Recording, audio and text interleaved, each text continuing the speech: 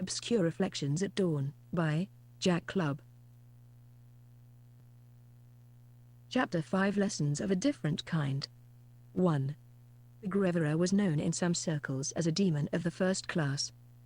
A demon, in this sense, being a creature that had two natures, or better yet, one with mixed blood from the two extremes of the Helios. One good in a sense, and one bad in a sense. The reptilian side eventually would consume the other though, being the nature of the blood. A demon, not to be confused with their closely resembling cousins, demons, of the first order. On the opposite hemisphere from the Qwiphian demons are their celestial counterparts, the Archons, or Archonians.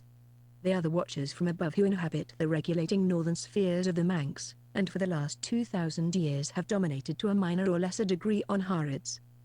The ones who are on the knowing side of these revelations are deemed the Demu, and the ones mindlessly blinded by ignorance, this being the everyday bulk of the sheeple of Haaretz, who live better off in their leave-it-to-beaver lives, being known collectively as daywalkers.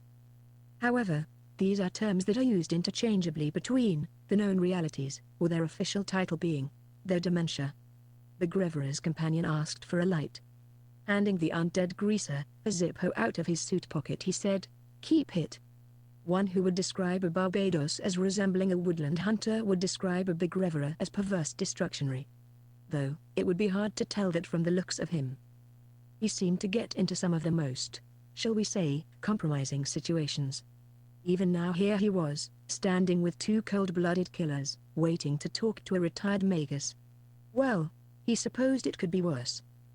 Recently, while in the mists of Ascension, a ritual for crossing through the Manx, Begrevera had strangled both of his spirit guides, causing such an uproar from the monks of Havula Monarchia that they made it rain for a month straight. That was not the worst part, and this is when it's hard to tell the rest of the story.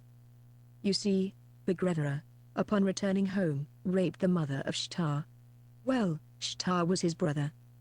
Not only was this crime punishable by death among the patriarchs of the Eternal Flame, it's looked down upon in all of Haaretz, even by the most sadistic of standards. Well, a few weeks ago, when father came home from the Legion, working for the militia, he was not at all happy to find a new demonic baby boy filling his house with laughter and happiness. He promptly had it taken away to somewhere more fitting than the denizens of the underspheres. Begrevera's brother, seeing all the proceedings, tried to intercede. Well, in so doing, got himself killed. Begrevera, for his crime, is sent to Haaretz, present-day Earth. It's said that for all his faults, he made up for them in deal-making, or so the rumors go. He was the best demon for the job. His father-off needed this object that was claimed from one of the Earth tumuli. Seeing the opportunity to put Begrevera to work, he quickly sent his misguided firstborn to secure a deal to bring it through to his sphere of existence. Then, one day, he could destroy the link of divine intervention and manifest his presence into the celestial spheres, beyond the reach of the chosen Archons, bypassing all the chaos shifts that come as a price for such feats. Begrevera's thoughts were broken as the door was opened. There stood an older woman with long black hair pulled tight into a ponytail. "Hello?" she asked. "Good afternoon, there," he said. My name is Mr. Begrevera, and this is Andres." He nodded to one of the men behind him who looked to be from the 1950s. "And this is Ronov." Seeing her surprised look at the men's questionable appearances, Begrevera nervously put his hand to his tie to make sure it was perfect. She looked over at his briefcase and raised an eyebrow. Setting it down to appear less intimidating, he looked over and smiled at her. It was a lovely day, the lady mused, looking into the distant west. All their attention was directed along her line of sight. The sun was sinking lower and lower. "How was your day, young man?" the woman asked. "As well as can be expected, ma'am." Thus, answering and not being able to hold back his true nature anymore, so as soon as she turned away Begrevera's forked tongue flicked out, barely missing her face. Ethereally tasting her. "Grandma," a human child ran up and latched onto the older woman's leg. Noticing the guests, she hid behind her grandmother's dress, curiously eyeing the three new arrivals. "We have an appointment," Begrevera said. From the shadows within the foyer, they heard a man's voice talking to the woman. Giving her instructions, Begrevera supposed. Yes, she listened, albeit too low for the companions to hear from outside. Yes, I will. Meanwhile, Begrevera, getting down on his haunches as the little girl seemed to be mesmerized by his appearance. With a minor charm he produced a red rose. The little girl immediately smiled. He handed it to her. Then Edna, waving her granddaughter away, looked the men up and down once again, then stepping aside, she granted them access. Come in. They all shuffled in behind each other. Edna, peeking her head back out, looked in both directions and shut and locked the door. She helped them put away their jackets and then led them into an antechamber to wait to meet with her husband. As soon as Edna left the hallway, the bigger of the two henchmen went to the threshold and licked at the air audibly enough for the dead to hear. Begrevera hissed. A hallway ran through the length of the foyer they were currently in, and there were two doors on each side. A huge painting hung on the wall. Strange though, for all the gild upon the frame, the painting itself was left unfinished. All three Demu approached it. Doesn't look like much to me, Ronev said from the right side of his master. The other man just looked at the underdrawing that was on the canvas, then down at the object in the figure's hand. Well, he is, said Begrevera. Was. No one has seen him in the years since the death of his master Tripso. Further says he stays in communication with the architects themselves, so, and he trailed off. What's the big deal about this thing anyway? Asked Ronov, nodding to the disc. The child's laughter rang throughout the halls of the gigantic estate. Begrevera, being reminded of home, shuddered. If it was meant to be known by all what it is used for, then you would surely already know what it is used for, Begrevera reasoned, then letting out another hiss. One of the signs that the process was working its magic was the new habits he was attaining. Nodding to Andres, as if he were giving him the go-ahead, Andres threatened to smack the shit out of him though. He was just messing with him. Ronev flinched back, almost hitting the wall. Begrevera and Andres both smiled but did not make a noise, letting Ronev let what just happened sink in. Right then, the door on the other side of the chamber opened, seemingly of its own accord. Both henchmen just looked at their boss for guidance. After a few seconds Begrevera walked in, his henchmen following close behind. The room was only half lit from a fire that was going in the hearth. It smelled like sandalwood, and scents and sounds from the opera house could be heard. Magister Edward Hook stood next to an ornate bookcase searching for a volume. He had on a robe and glasses as he looked up with just his eyes as he regarded the three companions. Then, carefully scanning the back of a ledger. His long hair spilled in unkempt strands from the sides of his head. Upon entering, Begrevera very slowly said, "Magister, is it truly you?" "It is," he said with his palms pointed up and towards the chairs that were in front of his elegant desk. Turning his hands over, flames began dancing off his knuckles, licking the air as they all watched. Pyromancers, like the Magister here, were thought to have lost their gifts. One has not been documented for hundreds of years. They were hunted down by inquisitors during the Dark Ages. The era was dubbed dark by the deeds of man during this era. Paintings of neoclassical scenes dominated the walls. After sitting, Begrevera opened his briefcase. Inside, there were many objects. Choosing a pen and notebook, the other two guests sat there watching. The small one just stared at Edward, and the other one looked to be staking the place out. Considering Begrevera's bulk, he almost looked frightened of Edward. Edward, flexing his hands, bones popping, answered, "Yes? Magister, first of all, it's such a very Begrevera searched for the words. A pleasure to be, in your presence," Ronev scoffed, and Begrevera began to sweat. The last dealmakers came back empty-handed 20 years prior. That was also a deal with the creator of the objects themselves, ipso, but this was different. Begrevera's further swore to hunt him down and consume him if the object was not secured. The first messenger sent by Off, in that case, mysteriously died 2 days later, due to a host of inhalers destroying his intestines and unknotting his colon, then unraveling themselves in a fit of orgasmic discharge that excreted, he shuddered to think of it, out of the sad fellow's piss hole. It was a horrible sight.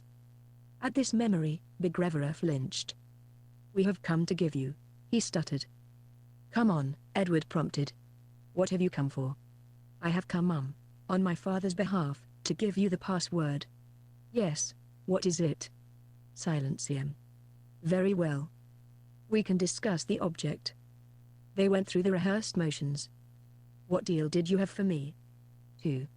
Ronev was bored. Ever since he made his way to the other side, he was requiring increasingly more and more of the strange magical substance of the ether, oblivion. Even now, he was sitting there sweating and waiting on his next particle ride. One day, Ronev reasoned, he would attain ascension on his own. Then he would pervade through the spheres and destroy all his enemies. Everyone who had ever crossed him.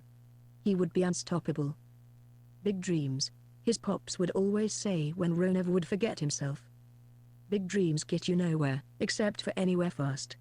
Dreams, yes, dreams come true all the time, the bad ones. Big dreams and good things do not happen for people like us, boy. The quicker you find that out, the better off you will be, he would say. The insults would progressively get worse throughout his father's nights of drinking. The last time he saw him was after a particularly rotten beating when he went on a job with Ronev's uncle Billy. A few months later, Ronev's mother explained that there was an accident. His father, while doing a job, had gotten himself shocked to death from cutting into a power line. Billy the uncle had told his mother that during a long-awaited night together that he had done everything he could have done to help that day. The people from the neighborhood said that the corpse turned purple like a burned-up hot dog and his body smoked for hours. Anyway, that was a long time ago. Ronev was starting to get tired. It was from the endless watching of the password video repeatedly over the last 2 days on his tel. 2 days journey just to get here, and for what? The disc. It didn't even seem worth it. Ronev was not exactly sure what the disc did, but he did overhear his 2 companions talking, saying that Begrevera's dad wanted it so he could go to some forbidden place and challenge a guy he had never even met. Seemed like a waste of time. Ronev also had trouble believing that this was the Magister, for the old prophecy told of the patriarchs even before they showed up that day and changed his whole life. On that day, they looked so much more different than this guy. It was the black robes they wore that was throwing him off. He looked at the Magister and tried to picture him with it on. Maybe. Back home, with the Order of the Risen Slain, he had never met one of the Magisters in person. Though, knowing enough that to be a part of the architects of Inception, the passion would have to be without blemish. Begrevera said that just to be appropriated by one of the Legion of the Risen Slain, by the Brotherhood, you had to do a minimum of 5 years' work under an adept of the Order. This Magister Hook had worked under Ipso himself, which was crazy in the first place, considering all the successful conquests the older mage had led. That must have been how this guy had bypassed the Brotherhood and went directly into Patriarch. Once, hearing that Ipso was not even human and that he had shadows and charms, led one into believing he was. As he was talking to one of the Tstia back home, he asked it why it was that's what they were called. It said that it was a title humans gave to any of the classes outside of their own sphere of sensation, and that he Ronev was also one. Now, sitting here wondering if they were even going to obtain the device today or not. His revelry was broken as they began. My father sent me to secure a deal so that in due course, he shall inherit the device. How is Oldov? Asked the Magister. When Begrevera just shook his shoulders, it was obvious they were not seeing eye to eye at the moment. During the entire meeting thus far, the Magister seemed to stare the whole time, through Begrevera, into him, Ronev thought, wondering if it was a challenge. What, may I ask, your father would do with such a device? Certainly not let it in the hands of, well, criminals like you, I am assuming? Ronev, being clearly offended, stood as if to say something. Edward just watched as the third man, Andres, guided him back down to his seat. You must excuse my guide, Magister, said Begrevera, as he looked back to Ronev. The word he silently mouthed to his companion was enough to make the henchman's skin prickle from terror. Magister 2 is my title. Magister 2, Tstia. At this, Begrevera flinched. Then calmly, he invited his guest to continue. You were saying? Edward prompted. My father wants the device so that he may reach the sphere of existence that is within reach of their. Dropping his voice, he clandestinely said, garden. At this, Edward giggled. If I was prepared to make such a deal, what would be my end? Your end? There is no end in sight. Except for the GAN, he said. Yeah, and this is how I know you're at Tstia. Huh? This caught him off guard. My cut, for the object, you idiot, Magister 2, said light-heartedly. $10 million. Slowly whistling, the Magister said, looking at Ronov the whole time with a sort of detachment, like he was there albeit somewhere else. You know, when I was in my apprenticeship, a messenger offered their services to my master in exchange for the holy touch. After giving this man a chance, Ipso caught him stealing out of the coffers. We burned him alive and were the first ones to send someone through, the Magister leading Begrevera on into the rest of the story, holding out his hand so that the Tstio could finish. The Manx, Vartril, amid the southern spheres. Begrevera finished. And you have the talisman correct, the Magister silently shook his head yes. Also, Ronov ever so slightly breathed, talisman? Everyone in the room looked at him. He put his arms up to his sides, showing that he was innocent. The northern and southern spheres were once thought fables, forgotten about for centuries, being covered up and erased by Rome. However, only being suppressed to fuel their wars and fill their pockets at the same time. Then one day, evidence was secured in the form of the video of suffering created by Magister 1 and his pupil, Magister 2. As Begrevera wondered about these things, the adept conjured a flame right above his palm.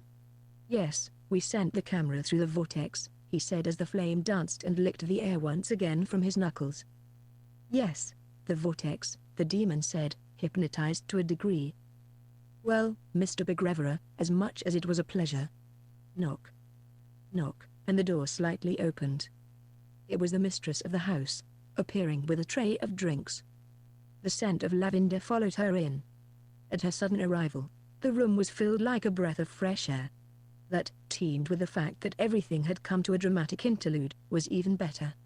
Giving the guests their drinks, she quickly set the tray down. Putting her hands flat on the desk, she steadied herself. Covering her mouth with her hand, she coughed a few times. Embarrassed, she apologized. Begrevera, assuring her that no apology was necessary, was looking at her hand, shocked. Following his line of sight, she noticed what he was reacting to. She stammered. Her hand was bloody and she quickly excused herself. It was quiet for a moment. That's when Begrevera knew he had something to work with. Looking over at the Magister, he said, I can give you more time with her. At this offer, the Magister became more interested. 3. A half-hour later and Edward was closing the door behind them. He looked out the window to make sure that they had left.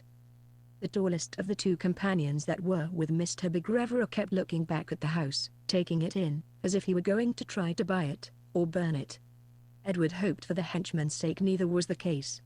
He began to go up the steps to his study when Edna came around the corner, looking at him dramatically for a moment. Then they both burst into laughter. After embracing each other, Edna checked that the front door was locked. The house, being strangely quiet since the guests left, their daughter came by and picked Meredith up so they were going to relax. As he walked up the stairs to his study, he went over the deal he had just made.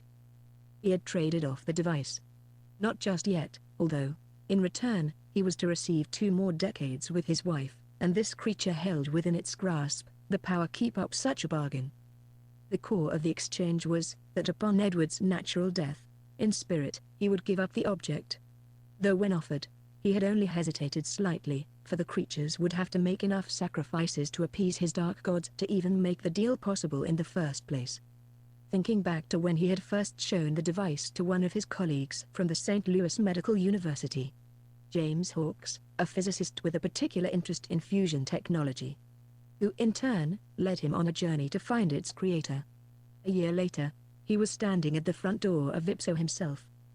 However, he had to obtain blood by offering first, even if money has the power to call upon many malevolent spirits. The hardest lesson is from the sincerest, being the most sincerely haunted. One of Magister 1's first lessons. Upon entering the compound, Edward quickly realized that the old adept already had an apprentice. However, in his old age, he did not so much care about the laws of man as much as he used to. He only bent under universal law now. The two of them hit it off from the get-go, and after an evening in each other's company, Ipso decided to take Edward on. Over the next 5 years the Major revealed many strange things. The grandfather clock chimed. That was a long time ago. Before all the doctors. Long before even the opera house came into his possession. One of the first designs Ipso had given them lessons in was to be able to fool people with shadows and charms, minor hypnotisms. Sort of like a mental sleight of hand. After these later shades were mastered, along with a couple of trips to a dirty bank in Southern America, Edward was left with a small, but humble, fortune. Upon his return from the depths of his lessons, he met Edna. Next came Claudia Rose, who gave them Meredith. About a till ago, Edna got sick and it has been getting steadily worse ever since. I do not know, everything should look up, Edward would say to his daughter Claudia Rose, trying to be as positive as he could. After walking into his office, he made a call to the Opera House side of the property, to make sure all was well. With a promise to Monica to stop by that night, even if it was to make sure that the guests from earlier that evening didn't have the inclination to rob the place. Then he said, "Good night." All was well, for now, it seemed. 4. A few weeks after that, the intruders came in and messed the deal all up. McGregor had no idea that one of his staff, Ronove, was slaying prostitutes from right over the river. Unintentionally, he was drawing attention to the demonic group that clandestinely operated within the sphere of Haaretz. Then, when local women's houses started getting broken into, that is when it got bad. There were many murders. So many that the police, in their negligence of catching the criminal, began to tell the papers there were 2 killers, and they had caught the first one already, and that it was just a coincidence that the 2 cases were so closely related. During Edward's interrogations and questioning of the trespasser, he found out many strange things. One of the details he had already surmised was that the grievous father of Hashem wanted the disc so that with the proper names, one can create a quickening, which the practitioner's sphere of existence is malleable. Then to take it a step further, adding thaumaturgy, which creates a maelstrom. By manifesting a macabre, one of them could traverse the Manx, without even needing ascension abilities. In theory, across all the cosm or heliospheres. In all the dementia, one would not be bound. Now, here we are 2 months later and the deputy in charge of the unit informed Edna that the man who broke in had been found dead in his cell, although his body was lost shortly thereafter. Ding. Dong. The doorbell rang. He could barely hear it, for today it was especially loud, on account of accommodation of the Opera House side. Today was the opening day of a story about a deformed man, who after scaring everyone in town, jumps off the roof of his childhood home, plummeting to his death. There was an irony to that. As Edward questioned these things, he answered the front door. "Mr. Hook," the woman asked. "Yes? We have your order from the hardware store. If you would just sign here, please." She handed him an electronic block with a pen hooked to a cord. A strange device, Edward mused. There was a lesson to be learned here as well, it seemed. "Where do you want your order, sir?" "Inside. As private as possible." "You did notice, sir, that these bricks and mortar are for external brickwork?" Edward cut her off. He was so private he didn't even want to discuss it. He had to be careful because as soon as Begrevra and Off's agents got wind of the situation, they would surely come sniffing around. Inside, he invited them in to deliver the brickworking materials. When they left, he gave them a generous tip to keep his business, his own. Off was no joke. Edward remembered that once he had sent a messenger to Haaretz to request an object from Ipso. Only after coming back empty-handed, did he poison him. Everyone thought the Magister One had executed the disorganization of the demon's guts. Nope, it was Ov. Ipso didn't care, let them fear, he would say. Edward worked for months, night and day on the corridor and rooms. As his wife spent long hours testing, to try to find out more about the mass. During these times Edward had to keep himself busy. Had he not, well, he didn't want to think about that. He manifested many broods to do the more arduous work in the moonlit hours, then banishing them once they were done, each dawn. He had a plan. They broke their side of the agreement, so he would be damned if he kept his. 5. I came over the bend by the stand of trees once I got to the clearing. I just had to make it up past the weird monolith with the strange symbols on it. I knew my way back to the angel's secluded garden. It took around 10 minutes to get there once I passed the glade of conifer. For all the anxiety that this place gave me, it sure was a nice day out, albeit it seemed like the terrors of the night was a distant memory. As I rounded the top of the next hill, the scent of honeysuckle enveloped me. I knew I was close, for the smell was tying together loose threads of experience. Then, I was startled when I heard an incredibly loud crack. The entire sky was dark for a moment, the stars even coming out, and the birds' song had ceased. They must be thinking it's morning. Then, as fast as the night came, it vanished. The birds went crazy, and you could hear the confusion in their song. It was an exceedingly bright day once again, and there wasn't a cloud to be seen. Way up in the sky, I saw what appeared to be a dragon. Like a giant serpent, it sailed among the clouds and got closer and closer overhead until I had to look away. It was too frightening, setting my nerves to sunder, that even relating the events I'm wishing to not manifest such creatures. A few moments later, it was like nothing had ever happened. The flying behemoth went in the direction of the twin trees from whence the lake came out. Once again, I sat and began to feel overwhelmed. How long have I been gone now? This place seemed so magical, and I felt a connection with it, to a degree, for I have always been extremely interested in subjects such as these. Quickly, I realized myself once again and needed to find somewhere to piss. Then, going into the bushes up here by the courtyard, I found a hidden away spot. When I was finished, I felt an incredible thirst. I remembered the strange fruit. First, I did a circuit around the angel's small courtyard. She wasn't there, so I went over to the patch and looked through them. Immediately my mouth began to water.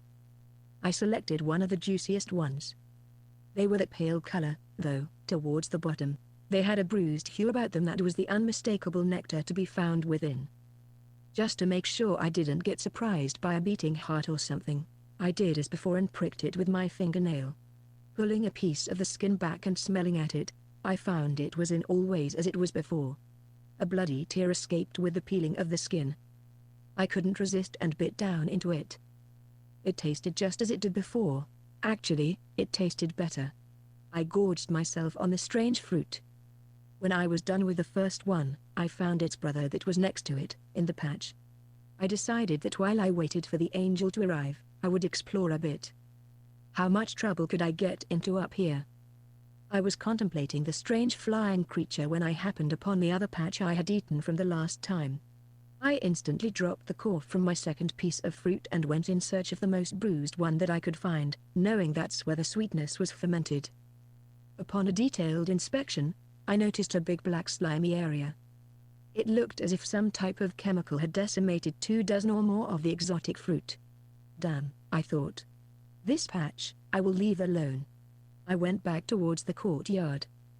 I could hear birds start to sing their normal tune, signaling the afternoon was progressing into the evening. I was going back the way I had come and was going to grab another fruit when I gazed upon the patch from where I had picked it several moments prior. It looked like a massacre. The two stalks had broken off, and it looked like they had bled to death or had their throat cut, which what had basically happened I realized. Red juice was everywhere, turning purple, though in some spots swollen and becoming dark in areas. Clots hanging here and there. Some of the others were already turning black with rot. What the fuck? I said to myself. Then, looking down the rise, where the stand of trees was on the far end by the stream, was a woman. She was all by herself dancing in the sun's patch. When she noticed me she started to wave me down. She said as she tried to get my attention. She had on a pair of shorts and had exceedingly long hair. It was pulled back by 2 braids in the front, the rest spilling over her breasts, covering her nipples. I went down to the grass, past the monolith. As I approached the unnatural monument, my descent and momentum were only being abated by the gigantic sentinel. Holy shit. The surface burned my hand. Not so bad though. I looked and made sure it wasn't going to blister or anything like that. Looking over, I presently saw the woman come back into view between the bushes. She stood there and gave me a look of desire, and appearing to be impatient, she went back to the left, just out of sight, hidden by the trees. I began to make my way down. The birds picked up their song and the familiar smell of honeysuckle filled my head once again. The sky looked to be turning evening a little early, or it was possibly going to rain. I entered the elms. Among the verdant boughs the woman was walking. There was a wall of green to my left. I followed her and a moment later I was standing in the middle of a glade surrounded by saplings. She was gone. This must be a trap of some kind, I thought. Turning to go, and there she was, running full on into her, and we both fell. I said, "Miss, my apologies." She said something soft that was unintelligible. She smelled so good. My hand went out to her locks of hair. She grabbed me as I grabbed her breast. We kissed. Pulling me down to the ground, she straddled me. We kissed again. She tasted so nice, mixed with wine. Nice with wine was a good cocktail. She leaned up, grabbing my hands and running them over her breasts. Leaning down, we started to kiss again as she whispered something in my ear. I told her something back. A curious thing happened, for she started to kiss and lick all over my chin and face. She asked me a question. "Charouettes?" she said, or asked. "Huh?" I questioned. She played like she was taking a bite from an apple. Oh, she was asking about the fruit. I shook my head yes, I answered, and that's when she changed. "Charouettes?" "Sish." "The fruit," I said slowly. "Yes." It tasted incredibly good. At that answer, she went mad, jumping off me and disappearing into the greenery once again. A moment later and she screamed from the clearing. Okay, I thought. This lady is beginning to freak me out. I followed her voice and found her outside the stand of trees. When she saw me, she began her litany once again. Running up to her, I said, "Hey, hey, hey, hey." My voice grew louder each time I said it. Next, I tried to grab her by the arms, but this only seemed to enrage her even further. Who knows what kind of brother, or father, or lover she would alert. Turning around, I found myself gazing into a familiar face. Then realizing who it was, I ran into the gathering of conifers. I had been mistaken, it was no familiar face. The sister just began to giggle. Her vampire's teeth were terrifying. Just up ahead was the clearing. If I could just make it to that, I thought. Then another sister was in my way. Turning around as before, this time instead of stopping I accidentally ran into the third witch sibling. Unfortunately, I slammed into her, almost knocking myself out. We both recoiled from the collision. I got up and began to apologize. Jumping up unceremoniously, she began asking me something in that same foreign tongue the girl had spoken in. It was something about that damn fruit. Look, ladies. I had all their attention. I was thirsty. So, I had one of the fruits. I'm sorry. I had no idea it was so precious to you. Then one of the demon sisters started to smart off to me and the other one stayed her, watching me. Thunder cracked the sky. At the sound I was at once reminded of the satires. So, I began to wave my arms around in the sign of Solomon to invoke powers of my own. At this, the woman began to back away. Then, the smart-ass one started with an attitude and began mouthing off again. Her sister started getting irate as well. Look, ladies, I didn't know if I have even done whatever it is you think I've done. The first sister, while listening to the others, was fingering something just out of sight. It was a dagger. I absent-mindedly just grabbed it out of her hand from behind her back, as she was listening to her sister dramatize. At once she began a fresh assault of curses directed toward me. I ran. I made it to the clearing, just to clumsily trip once again over a big rock and fell on my face. I skinned both of my hands trying to break my fall. At that moment the Archon appeared. "Aninl," the demon said in a not at all good way. She was there. Magnificent wings fully extended behind her with her eyes closed. The thunder had stopped. A tempest sprang around her that was kick-started by her wings, as they were pulled close to her body, and then her eyes slowly started to open. "Aninl," the sisters echoed to each other. "Aninl, is that thou art's name?" I asked as the closest sisters repeated it. She was getting ready to spring in the attack. "Aninl, that's your name, isn't it? Go, artist." Then, her whole figure elongated in a distortion of her face and she said, in that disquieted demonic voice that was many, "Go." I damn near pissed myself and ran, again. A few moments later and I was pushed down when what appeared to be an explosion rocked the area. Then, 2 more collisions were accompanied by a woman crying out. I ran up and past the monolith, towards the courtyard of the fallen king. 6. Amid circle and symbol, letter and numeral, the messenger sat cross-legged physically. Mentally, now, that was a bit more complicated. The mask he wore was for his protection, not the disciple with whom he was about to commune. He didn't want his image bouncing around the helios upon an echo without his visage being veiled. Some way. Working with the device did have its advantages, he thought. Looking down at his crossed inner thighs, he saw where the flesh had finally started the process of transmutation. It had taken over 18 months for the diamond patterns to even show noticeably, though now, over 2 years in, they were becoming more serpentine every day. This is a reaction of the mixing of the two types of blood, thus kicking off one's own evolution into further reaches with the aid of operator's milk. The room he occupied could have been called vain to someone just laying eyes on it. However, those of a different school of thought would believe it to be primitive or unimaginative. For the messenger, it served its purpose. Looking at his watch, it was exactly time. Now, he slowly picked up one of the stones and put it into the device. It gleamed blood red with little black speckles. The other 2 matching stones were sitting just inside the first ring of the circle, to the left and the right, thus completing the trinity, or pyramidal halo.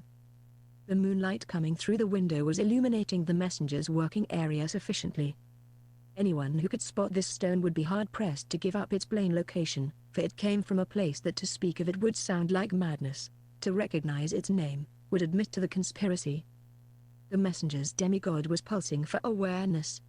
Being on the receiving end of the transmission, he spoke the words of invocation. All was silent. 2 minutes later and the stone in the phylactery headpiece started to ever so slightly vibrate. The noise at the edges of the circle.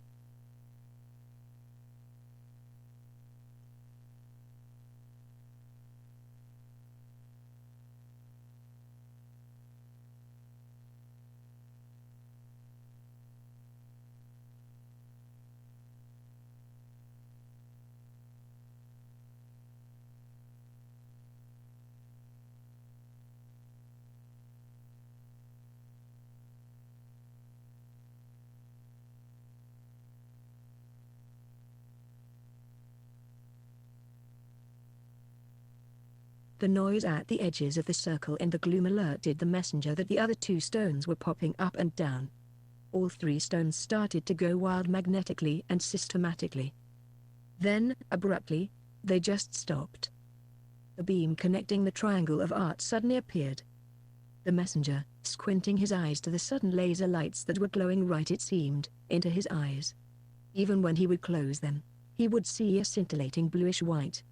Presently, the demigod of the light eternal appeared, glitching into the second-hand transmission. The messenger, opening his eyes and slightly hissing in the tone of Clefaian. "So be it," said the messenger, short newly formed forked tongue licking at the air. Immediately a holographic image displayed in front of his reptilian-like vision. He opened his eyes but barely, for in the dark, these images could be blinding. Seeing how one would have to be ready to receive such a vision. Cambria-adorned demon, an older Begrevera said. His face grew into his full demon potential. His neck was pulled taut because to make these communications possible, one would have to have the necessary requirements fulfilled. With head extended up and neck muscles pulled taut, his nose pulled in and amphibian-like now, Begrevera's eyes were completely reptilian, despite the color being the strangest. For he was only a transmute. He would get close, but not like his father who had thick full-fledged Naga blood running through him, as Ica runs through the Archons. "What is the situation?" the virtual demonic presence of Begrevera said. The messenger looked up and replied in a hissing voice, "Master, we have her. We are just doing as instructed." Then taking a heavy breath continued, "We assure you, all will be prepared for the opening," he hissed. "The blood? We have it." Colada Ashton, the demigod said in form of goodbye. In return, the messenger mocked. Colada Ashton. Then, as the messenger inhaled and exhaled, the demigod glitched out of his sphere of existence. A moment later and his lizard eyes blinked 3 times, long and slow. Quickly, they returned to normal, human-like, once again. Now tonight, if all went according to plan, he and his companion would give the sacrifice Begrevera had asked for, and in return, he would bless the two companions with a baptism. The only thing that was left now was to prepare the candidate for the rite of passage. Putting his glasses back on, he walked back into his office. Chapter 6. Pale Moon Rising. 1. Meredith was dreaming, floating about the long hallway that was at her grandparents' house. It seemed so long ago now. One thing she vividly remembers is how her grandfather always seemed to be about different tasks, preparing for something or another, it seemed. Wondering what he was up to, she gently swam through the air, gliding past masses of water and pockets of chemical spores, just out of the way of noxious fumes from the mills and dumps. To try to figure all of this out, she had to go back to that hall, only her mind took her back a little too far. Clocking its pegs slowly to a stop, she came into consciousness. She was waking up from a nap. Getting out of bed, she went to the door and called for her grandparents. When no voices were forthcoming, she listened close. This is how she could tell where they were at times. There was a constant hum coming from the opera house side of the building, feeling it vibrate the whole foundation to its core. Coming here so often though, she barely noticed it anymore. Going out into the hall, she thought it was curious when the bathroom light came on seemingly of its own accord. Next, she went to the older couple's bedroom and called for them. Oh well, Grandma must be down the hall, for she could hear her feet scuttle around back the other way though. When she went and looked, there was no one there. Going to the top of the landing, the grandfather clock went off, giving her nerves a shake. Underneath it all, she could tell that something extraordinary, was about. In that childlike awareness that only adolescents can perceive. It was coming from the voices issuing from down the stairs. Going over to the banister of the landing, she put her head through. Someone was talking to Grandma, and Grandpa wasn't there. Listening ever closer, she heard a male voice and went down to see who had come to visit. Running down the steps, young Meredith was scooped up it seemed by a shadow, but it was only her grandmother's dress skirts catching her like a net. Then, hearing the man's unnaturally deep voice, she looked out from the sides of the fabric. Meredith was confused about what she saw. The face was blurry. Rubbing her eyes, she shook her head to try to get them to focus. There were 3 of the men altogether she saw. However, it was hard to tell what their faces exactly looked like, because the sun was in her eyes. The man talking seemed pleasant enough. His goatee was dark, she remembers that, and he had an extreme sunburn on his face. Pondering it now that she is older, it very well could have been high blood pressure, or some such ailing condition to cause one's blood to boil over so. The suit the man wore was like a mirror, seemingly reflecting everything at once to her young mind, yet revealing nothing. Bending down, he smiled and seemingly out of thin air, produced a single red rose. Holding it out for her to smell the scent, she smiled at its freshness and took it, marveling at the magic of it all. The man waved goodbye, and her grandmother told her to go away with her hand, so she went to find her grandfather. Running into the darkness, her pace was steadily reduced by a heavy cloud, so that when she came out a moment later, after holding her breath, she busted out of the other side. She began to doggy paddle, splashing around the curve of an hourglass that had a crack in it, but she didn't know where from. The sand pushed her as if she were on a swing so that she was safely away from the sharp edges. She swirled around and around, as if being consumed by a black hole, into a distant memory that she might therefore soon forget. Her grandfather had his small charms and raises about himself, she remembered as she was delivered. Gently getting up off of the carpet, she looked about herself and smiled. This particular time spot was from when Meredith she was around the same age. She can see it now, her running down that hall and grandmother looking so happy. Her hair was dark black back then, except for a few strands of grey that were pulled taut. She had those pointy eyebrows that were like arrows, that could command attention or rock away one's sadness into oblivion. Grandfather was off to work on his secret passageway, which was just like the one from the side of the house, only this new one you could get through from the back. As soon as they would least expect it, he would jump out, giving Meredith and Grandma a fright as they would come around the corner. Also, remembering the skeleton keys that were for hidden drawers and cabinets, like the one in the wall that's upstairs, or the hidden one in the basement desk. She tried to think back to any memories of anything that would give her a sense of his personality. There weren't too many besides the stories that he would tell her. She couldn't exactly remember any of them now though, sadly, for it was so long ago, but these were the things that he did that she could try to draw a reasonable conclusion as to his general aesthetic. There was clearly more to him as a person on a deeper level. Time, though, stood as a barrier between her and such revelations. It was almost as if they were standing there in time, right next to each other, but the wall blocks their realization of one another's presence. A veil gently pulled itself over bloodshot eyes and tears, blotting stains upon the fabric, seeming to bleed what is spent. The more she found out about her grandfather, the more questions would be raised. Even now, who were his dark friends who presented themselves that day? Wondering again as to the feud between her mother Claudia Rose and grandfather. It all being seemingly over by someone trying to break in, and unbeknownst at the time, though finding out later, that grandfather had apparently questioned the intruder a bit roughly. That's it. All because he had burned a killer with a cigarette, albeit in hopes of finding out why this vampire killer had done it in the first place. To Meredith and many others, Edward was a hero. Though, nevertheless, being robbed of his moment, for the time must not have been right. Edward, as far as she knew, never spoke of the incident. She resented her mother and didn't speak to her, nor her husband James any more over it all. To Claudia Rose, in her reality, things were just a bit different.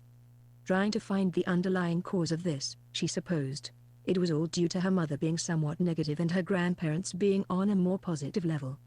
Even though, she Claudia Rose, acts all high and mighty, wasn't it her that was a promiscuous alcoholic back then?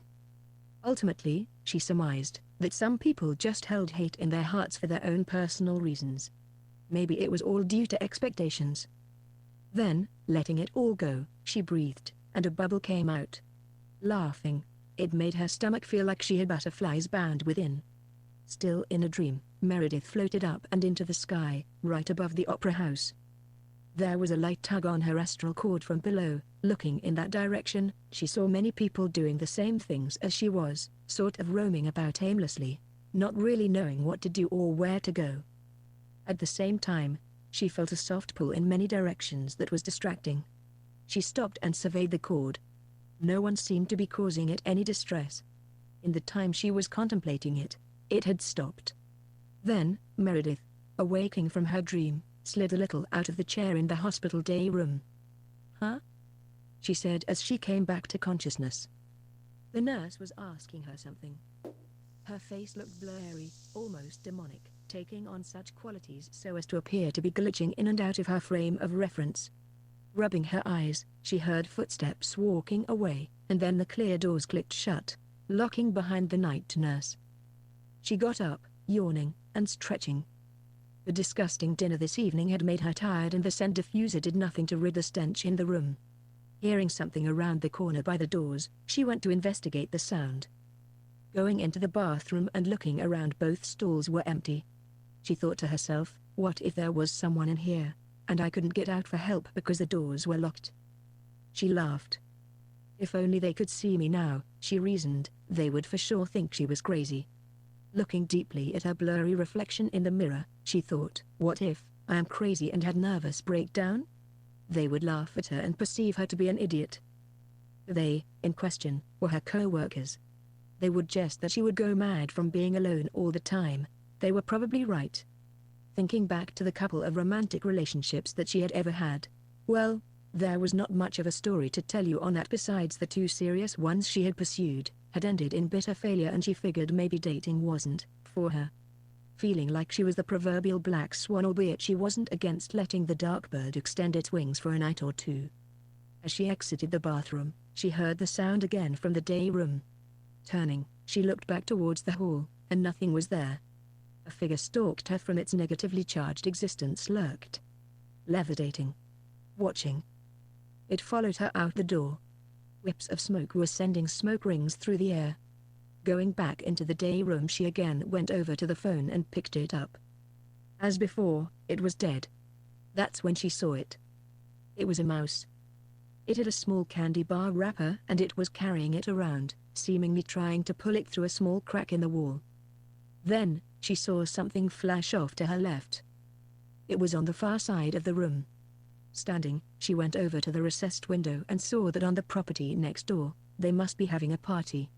Realizing that if a car pulled up at just the right angle, each time it would cause such a phenomenon to occur, headlights splashing like pale phantoms upon the wall, appearing as specters. She went back over and turned the TV up a little bit louder. When she sat back down, there was a cold draft that made her shiver, and she put her legs up in the chair to get a bit more comfortable. The manifestation levitated behind her, close to the wall. After the commercial on the TV was over, a movie came on. When it started showing the credits from the beginning, she liked the music and there was a violin playing. It was amazing. Oh, it was a live version of the second act of Spring by Antonio Vivaldi. Resting her head on the wall for a moment, she started to feel drowsy and her eyes started to droop, so she shook her head to wake herself up. On the television, there was a street sign and a couple of convenience stores in the frame as a truck pulled up, and then away from a small cafe. A woman was limping along after the smoke from the exhaust had faded. Sporting a black eye, the expression on her face was that of one who has thrown up and is questioning if it will happen again. After opening the door and hobbling in, she eventually made her way to the counter. 2 packs of Scream, sir? She asked the clerk. 1850, ma'am. Did you know that possession is real? How many, ma'am? The man asked. How many what? She questioned. How many possessions are real, ma'am? Well, I wouldn't begin to know. Well, seeing how it is you that had brought it up, then I would say, a couple. Though if you want to try to catch them, then that's where you go, the man said, pointing across the store, back towards the doors. The woman followed his gaze. But is it safe? She asked. No, it's not safe. Stay inside. For, if you go out there you will break every bone in your body. Why would you say that to me? Said the woman. Then she grabbed her Screams and headed out the door. To try to save you a lot of trouble, lady, he said as the crowd went wild with applause. Meredith heard a voice, almost just felt it. It was crystalline in structure. It was feeding off of the drips of the sad thorns of summer. The fragrance was from that place that she could remember from just past her grasp. If she could only stick her hand through the crack in the hourglass, she could shatter it to see what's beyond. How do I get there? The man stood up and went over to the doors of the store. Then, looking out between the stickers on the glass, he kept pointing. There, you see? He asked. I don't want to see, she replied, nervously messing with her hair to make sure it was right, then flinched back at the ache from her swollen eye. There must have been someone else in the store because the studio audience began to cheer as another guest came in and ushered the woman back into the truck. Smoke from the exhaust obscures the view. That was such a long time ago now, it seemed. Her head drooped. The shade knew when the time was right to strike. As soon as Meredith fell back into the astral realm, it joined in her dreams. The clouds were so soft, feeling kind of sticky, like cotton candy. Though, as soon as she willed herself to, she landed softly on the grass. Approaching the pavilion, she sat down on a park bench that was down the street from her house. There was a woman in front of her, sitting at the picnic table. The sun was behind the figure so that they were silhouetted. It turned around. Meredith. It was Mauda. Mauda, can we finish talking now? Meredith asked enthusiastically.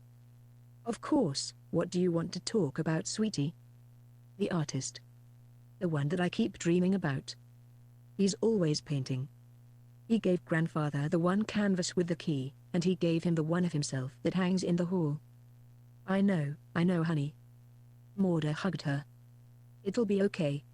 Don't you be fretting on no artists right now, he'll be just fine. Then Mauda nodded to the astral being that was just out of frame. I know what to do now, she said to it. A tear fell out of one eye and the words on the page are blurred beyond recognition. 2. I made it to the garden. Hearing more screams, I ran to the Archonian's rock of mourning and waited. That evening, when the sky began to change colors, she appeared. I began to speak as she approached, but she quieted me. At that moment, she looked so human and beautiful to behold. We walked over to the massive stone together and she motioned for me to sit with her. The name that thou art has called me is true, she said. Her ceremonial robes were freshly bleached and colored. Her skin held a translucent hue and I perceived she was much older than she appeared. I couldn't say for sure. I began to tell her that I knew it and that it was a beautiful name, but once again she stayed me in my discourse. She touched my hand, and in so doing, revealed unto me a vision. For, as she was feeling my flesh, it was more like a shared experience, as opposed to forced directly into the crown of my cortex as before. Then, a mocking echo reverberated in my mind's temple. Correlations connecting here and there. Drawing conclusions upon itself. Every possibility that was ever imagined could be grasped and manipulated through this entity. I knew at that moment that what existed in the echo was going through each perpetual motion, almost like a broken figure eight, controlling me and every other being that's bound by a soul within this existence, collectively known as the Helios. Her finger felt like it was lightly shocking me again. A film was beginning. 3, 2, 1. Like I had with their words, I was watching the negative existence of it all unfold. A mighty Gothic cathedral filled my mind, the dome of it, big enough that you could fit a small moon within. Inside, the vaulted ceilings were grand and dripped off the saviors and virgin goddesses' blood in which they were built. Adorned with cross and flail. Next, that prideful king and his group of Templars found this, said object, that they have launched entire campaigns in search for. Entire generations were wiped out, cities destroyed as buildings were leveled, all in an attempt to chase and locate the object. Now, armed with the sangreal, the king left the Holy Land, though instead of taking it directly home, the Council of Further Vensvos decided to make a stop. Upon its attainment they visited Roma, to get the acquisition appraised by the bull. They were brandished complete and holy knights of the reawakened vision. Their entire future had thenceforth brought them great prestige and material wealth. The king, becoming prideful, lost the favor of his beautiful queen. His campaigns being so long that the queen, in his absence, grew bored of his prideful quests and slowly started to fade from him. This infuriated the king, even further, igniting his own demise. His insanities growing increasingly intense with every waking hour. His days were full of hate, and when he would stop to think, he would become enraged all over again and afterward, would break down. In his moments of despair, he was cruel. The whole time the angel was falling deeper in love with him, not accustomed to such raw exposed feelings and abandon. She liked his vanity and the unflinching monster that escaped him from time to time. When another of her brethren saw the attraction of hers for the king, they quickly revealed this abstention to their lord. Then, one day, the king, being especially fired up over a letter from his wife, went outside and beat a man for not meeting his direct gaze. His thirst for pain being unquenched and passing the jail, he saw an old comrade who related that the man standing by, having squires mount his steed, was a criminal of the worst kind, one of those who prey on the weak. Just the night before, as they were drinking in their cells, the man of the cloth was to be bailed out the following day and was laughing and jesting about how he had done this several times over. The king, not putting up with such things, strangled the priest in front of a small congregation and several others. They all witnessed his bloodlust. Then, realizing a little too late, that this man that he killed wasn't from the jail at all, he was there to administer and witness a dying criminal last rite. Looking over in confusion at the comrade who had told him about this man in the first place, and he was gone. Kilmer, the king yelled his name, but for some reason, he couldn't remember the man's face. Ashamed and still angry, he withdrew to his quarters, requesting a stop to the oracle, a strange creature that was said to be a torso, with several operators. The townspeople, on the way home, said that its gifts of prophecy were without equal, even by those in Delphi, that had long ago lived oddly close to where that old emperor was that they visited, their bull, of Vatican City. Although upon passing through, the details were scattered and they were not able to locate the entity at that time. Later, fevered and mad, he would attempt to use his ferocity to his advantage when he was at the front of the lines of battle. On that particularly bloody eve, he took on 2 brothers and got a long steel shoved clear through his gut. The angel saw, in his moment of death, that he was reaching for her, and to her surprise, he could see her. When his life's blood started to escape him, he beheld her and reached out his hand, and the whole of the situation. She knew that his sense of pride was so great, he was not to be accepted into the celestial halls. The angel rebelled and intervened in mortal affairs by avenging him. That day, her master gave her the name Anin, before being known as Zaisha. For her crime of rebellion, the lesson for her feelings, to prove herself light again, must face the ordeal of suffering, to become the twice-born and consecrated. The ordeal of suffering is when, instead of erasure, being self-explanatory, this baptism, or ordeal was one of the eternal flames, said to be given to all in the Helios, by the hand of ZTXXTS himself. In this case, burning on a stake for 3 human days or 72 hours, amidst heavenly spheres. Exaltation, and death, not being an option. For, her host, was a jealous one. Her master wanted her to gaze upon his shadow sphere and behold her mighty true king, for she seems to have forgotten his face. I saw a mad fury of archangels with that same piteous expression. Though, the guilt was stronger than anything. The only way an Archonian could feel the urge to end it all is by that highest paternal guilt, that only a mother or father knows how to properly deliver. Then, I saw her, proud. They stripped her and she burned. It was violent and mechanical, and I won't relate more to what I had seen. I felt anguish for her and wept. We sat in silence, both looking down at the ground in consternation, and momentarily contemplated the dirt, from whence we shall return. 3. Yes. I'll tell her, Morda answered the spectre that was communicating with her, guiding her. Meredith, now I need you to listen to me. Will you do that? Morda asked in a strong tone. Can you do something for me? Of course, I can, she said from her younger self. Sometimes people go through things, sweetheart. Meredith laid in her embrace, and Morda allowed it, holding her all the tighter. When people go through these things, their realities can become confused. Why can't they just remember what path they're on? Point of reference, dear.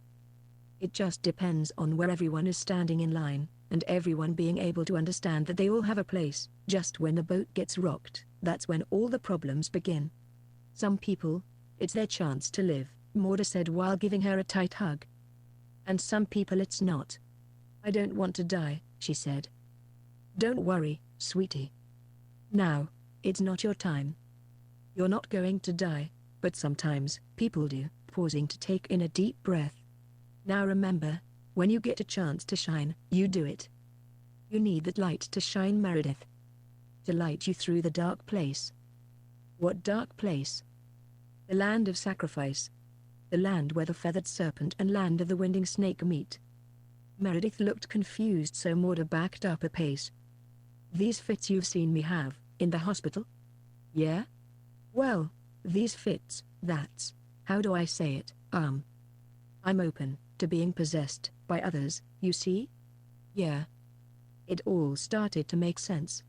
Her distant gaze in the hospital, and her frequent outbursts. It did appear now, in retrospect, that she had been fighting an inner battle that whole time, and it was all under the guise of mental illness. Then, she saw Morda younger, in different situations. Always explained to the doctors that, the demons are trying to take me. She would scream and yell all day and night long, that the demons were inside of her, and she would scream and go hysterical. Here we are 50 years later.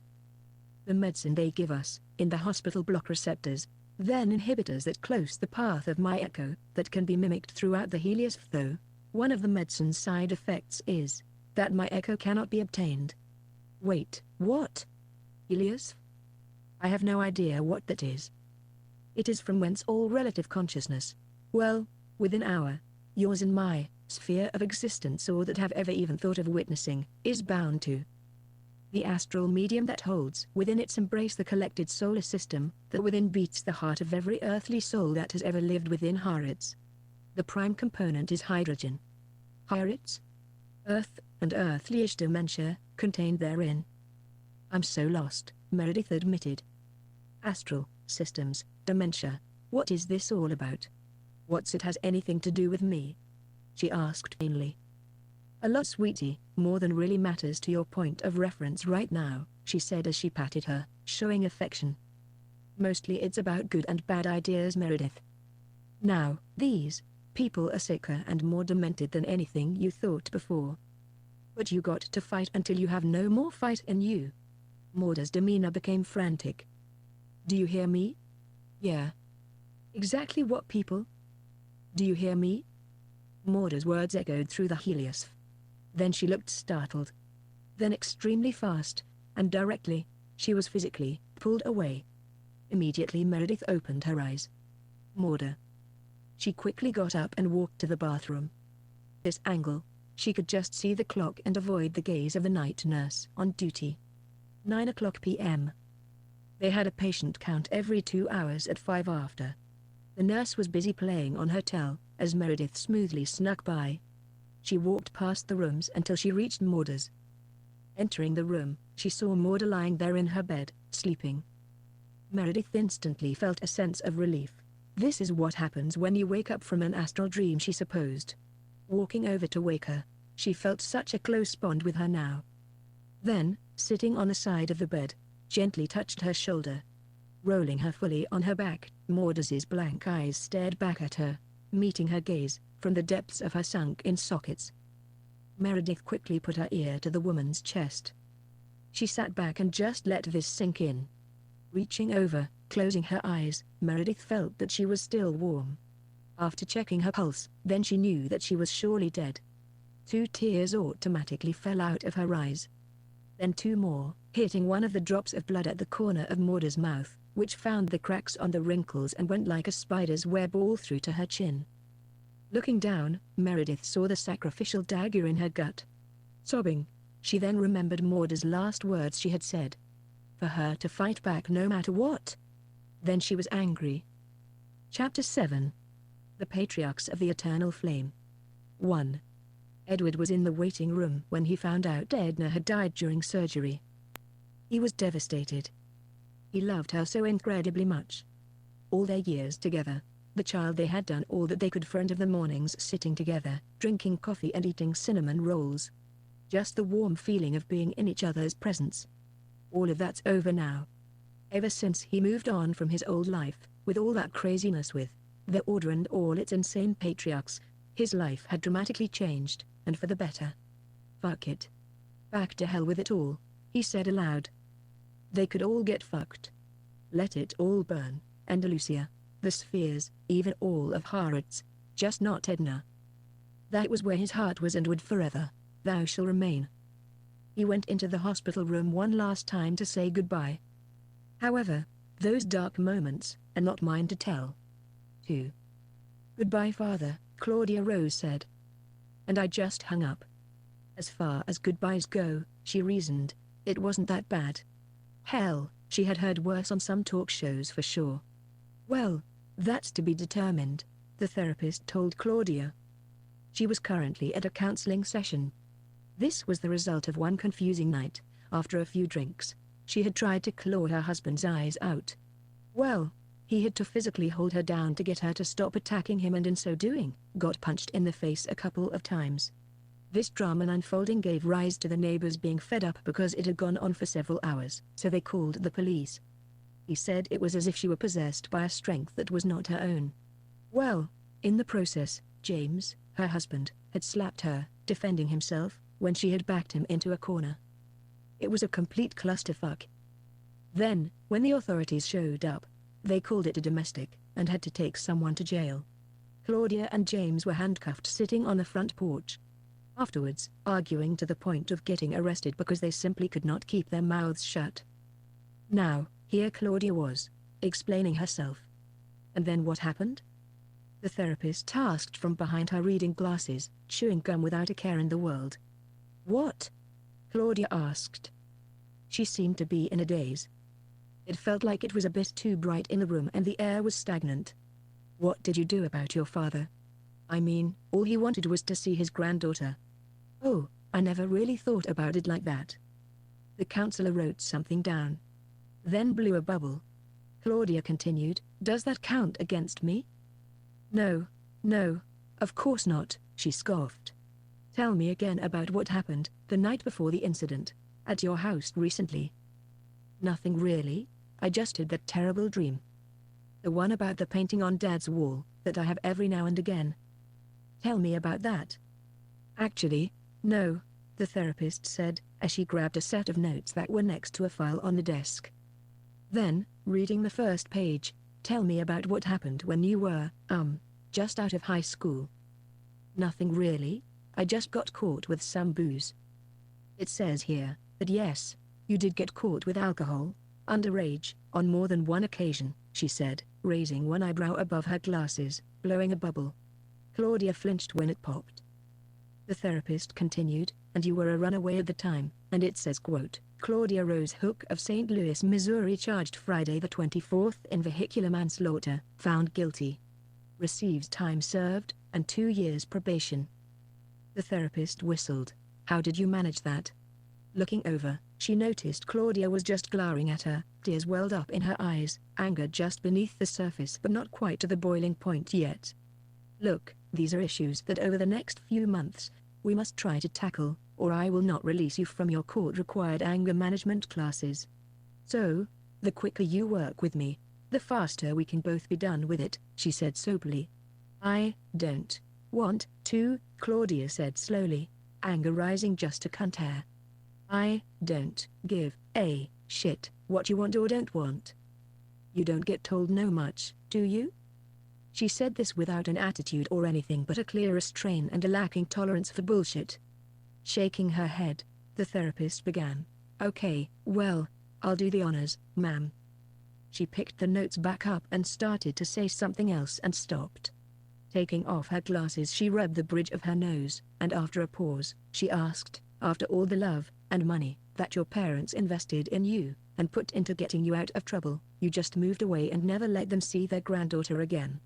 Says here, one Edward W. Hook of St. Louis, Missouri filed several times for rights to see Meredith that year, and then his lawyer followed up with more inquiries, with no response. Can I ask you something, Mrs. Williams?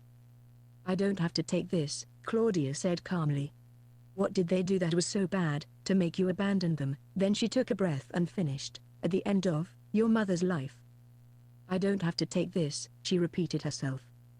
Who's Meredith's further, Claudia? Who are you trying to hide? I get it, I fucked up and I can't help that now. You definitely got that right, the therapist agreed. Claudia started to sob again. It's listed here you don't know who the father is. Who is the father? I don't remember, she said with tears streaming out of her eyes. If that's not good enough for you, I don't know what to tell you. Standing, she started to grab her jacket. Walk out the door, and I'll make sure you never see that baby when you have it. Claudia just looked at the therapist, dumbfounded. How did you? She started to ask. How could I not, she said smartly. Then they both just sat in silence. The tension in the air was thick enough to cut with a knife. Claudia, collecting herself, began, Look, I moved away after it happened. I met James. We got married, and Meredith grew up and moved to the city. End of the story, she said flatly. The therapist, putting her glasses back on, grabbed the file and started leafing through the contents, looking over at Claudia a couple of times before asking, Okay, so, Meredith, tell me about your daughter. Nothing much, she is just like any other kid I suppose, Claudia said distantly. Actually, she really was a good kid and now a full-grown adult. You act like that's surprising. Not at all. I'm just being objective, she blew another bubble. She crossed her legs, high heel bobbing back and forth. What are you trying to prove? Is this all necessary? That remains to be seen, Mrs. Williams, she said, taking off her glasses. She gazed over at the clock. Damn, only 15 minutes had gone by. Okay, let's back up some. What did you like about your parents? I can tell what you're doing, and I don't appreciate it. You think that you're so clever. Well, whatever you are trying to assume, that I didn't love my parents and that I was a shitty daughter or whatever, well, you're wrong. I did love them, and I do miss them. It's just, and then she broke back down. Well, it seems like you got a part of it right, the therapist thought to herself as she handed her a box of tissues. Claudia had to fight the urge not to rip them out of her hands and bash her fucking face in, but she knew that would get her nowhere. Are we done yet? She asked, looking over at the clock. It had been not even 20 minutes yet. We still have a few more bases to touch on, for this session. The therapist looked back over the file, seemingly reminded of a question. What about Jessica Mars? What did she have to do with the accident that landed you in jail and this whole mess revolves around? She asked, looking up from her notes. Jessica was the accident, Claudia said nonchalantly. Oh, and what happened?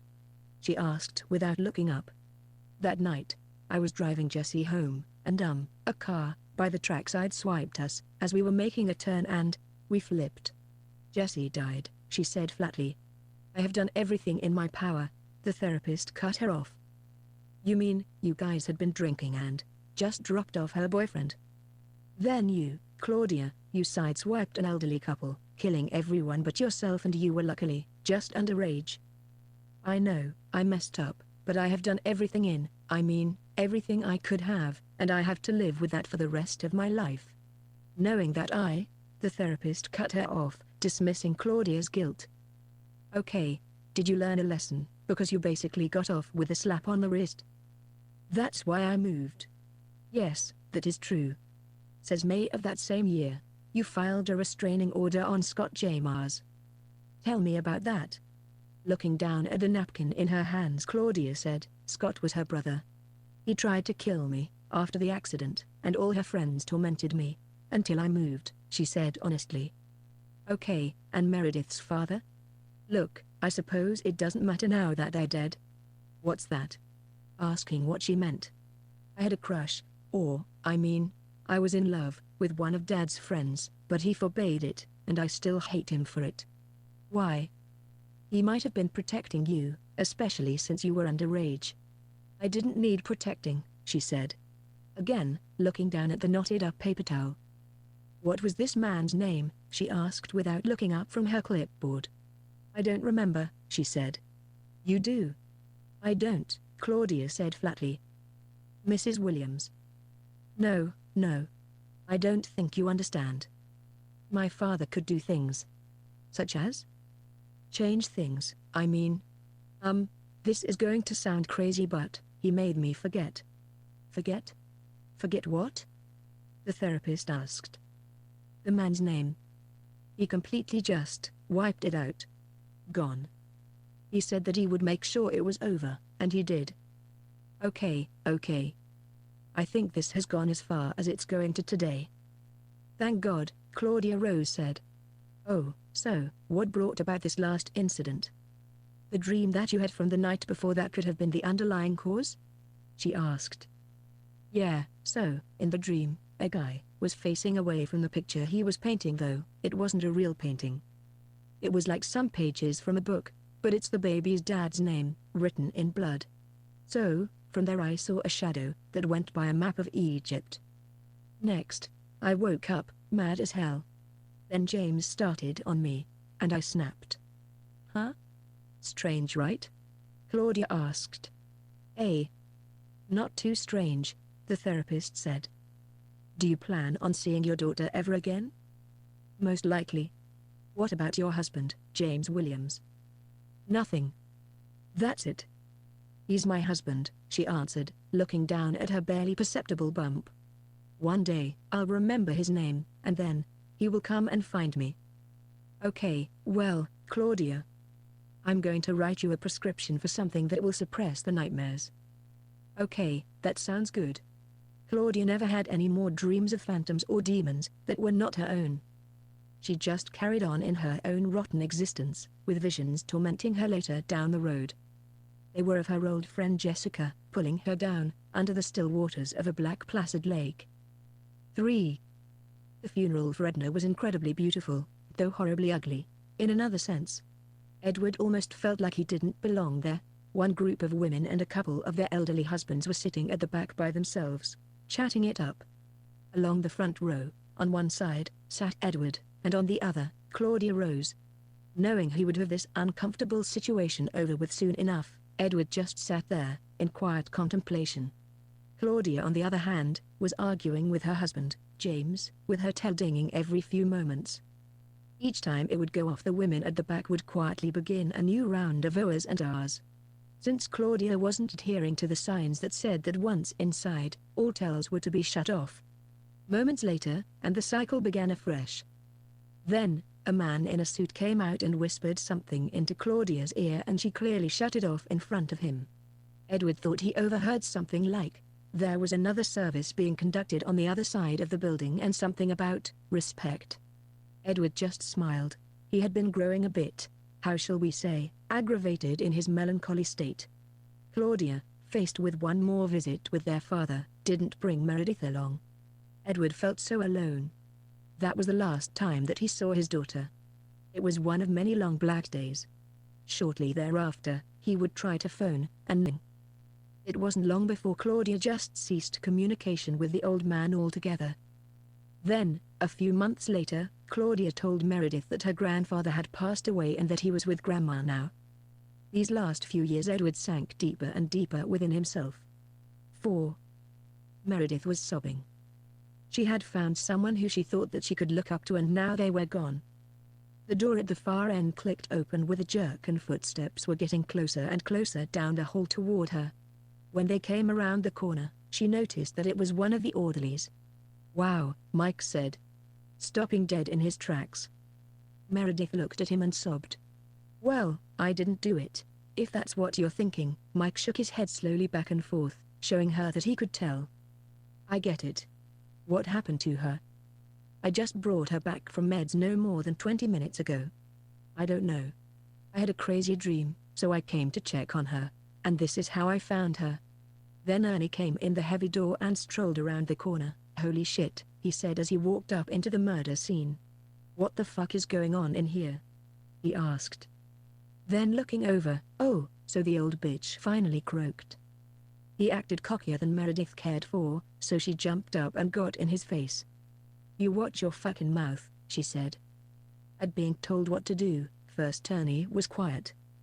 The buzz from the machines droning along. Then, he started to get aggravated. The whole time Mike stayed out of it, as he could see that Ernie was about to snap. "What of it, bitch?" Ernie asked, pushing out his chest. Meredith walked up to him. "What? Are you that mad?" "Yeah, and?" he spoke, spittle coming out of his mouth. "Look man, we all need to get out of here," Meredith tried to explain. "We don't have to do shit," he said as he poked her in the chest. "You keep your fucking hands off me," she said and slapped him. It looked like it stung, but Meredith was no match for a grown man. He slapped her right back. "Hey man," Mike said. Then, as Ernie went back in to smack her again, he just ignored him. "Ernie, now listen to me." Then he went to hit her a third time and Mike tried to grab his hand. He struggled, then turned around. "What the fuck, Mike?" he said and pushed him with both hands. "You want some too?" Ernie asked. "Look man, you shouldn't be going and hitting girls," Mike stuttered. "Look man, you shouldn't be hitting on girls," Ernie mocked. "I ain't never hit a girl that didn't deserve it." When he turned back around, Meredith was gone. "And now where is she, you fuck?" he said to Mike. "If my dad finds out about this," he squealed in anger. Leaning down on his haunches, "Man, he is going to fuck me up for real this time. Shit." Then, a dinner tray busted over his head. Boom. Almost losing consciousness, he shook his head to try to get his balance correct. "Hit him," Meredith yelled at Mike. In the confusion, he really didn't know what to do. Ernie howled in rage. Then, slipping in the soup from the tray, they all stopped because they heard a bang. Like an image frozen. 1, 2, 3 times. Bang. Bang. Bang. Then, Ernie tried to get his balance, but as he started to get up, Meredith picked up the tray to hit him again. But he grabbed her by the wrist, pulling her down. Slipping on the wet floor, she fell on top of him. "Stop it, both of you," Mike yelled. The banging began once again. They both got to their feet and Meredith started to slap at him furiously, letting out a fearsome roar. Ernie grabbed both of her wrists and punched her in the face, falling onto Maude's gurney and in effect knocking it over with a loud bang. Her body crashed to the ground, it rolled then crunched into the wall, blankets going everywhere. "Ha!" Ernie laughed as Meredith struggled to get up. He turned around to Mike, "And you, stay out of this." Then noticing Mike's look of alarm, he turned. Meredith was standing there, sacrificial dagger tightly gripped in both hands. She must have retrieved it when she was over the corpse. What made everything worse was that there was a banging in the background every few seconds, like a pulse-pounding metronome or a drumbeat of death. "Stay back," she said. Ritual dagger pointed out. Ernie looked away. Then he looked at Mike and said, "Get her, man." Boom. "What the fuck was that?" said Ernie to Mike as if he had all the answers. "Hell, I don't know, Ernie, ease up, man." Mike tried to reason with him, but Ernie looked to Meredith. "Maybe you would show me a thing or two?" Ernie said, licking his lips. He rushed towards her, and she screamed. Then, they were pounding on the glass doors. That must have been the drumming sound. It was a security officer accompanied by Dr. Bliss and Nurse Margaret. They unlocked the doors and stomped in.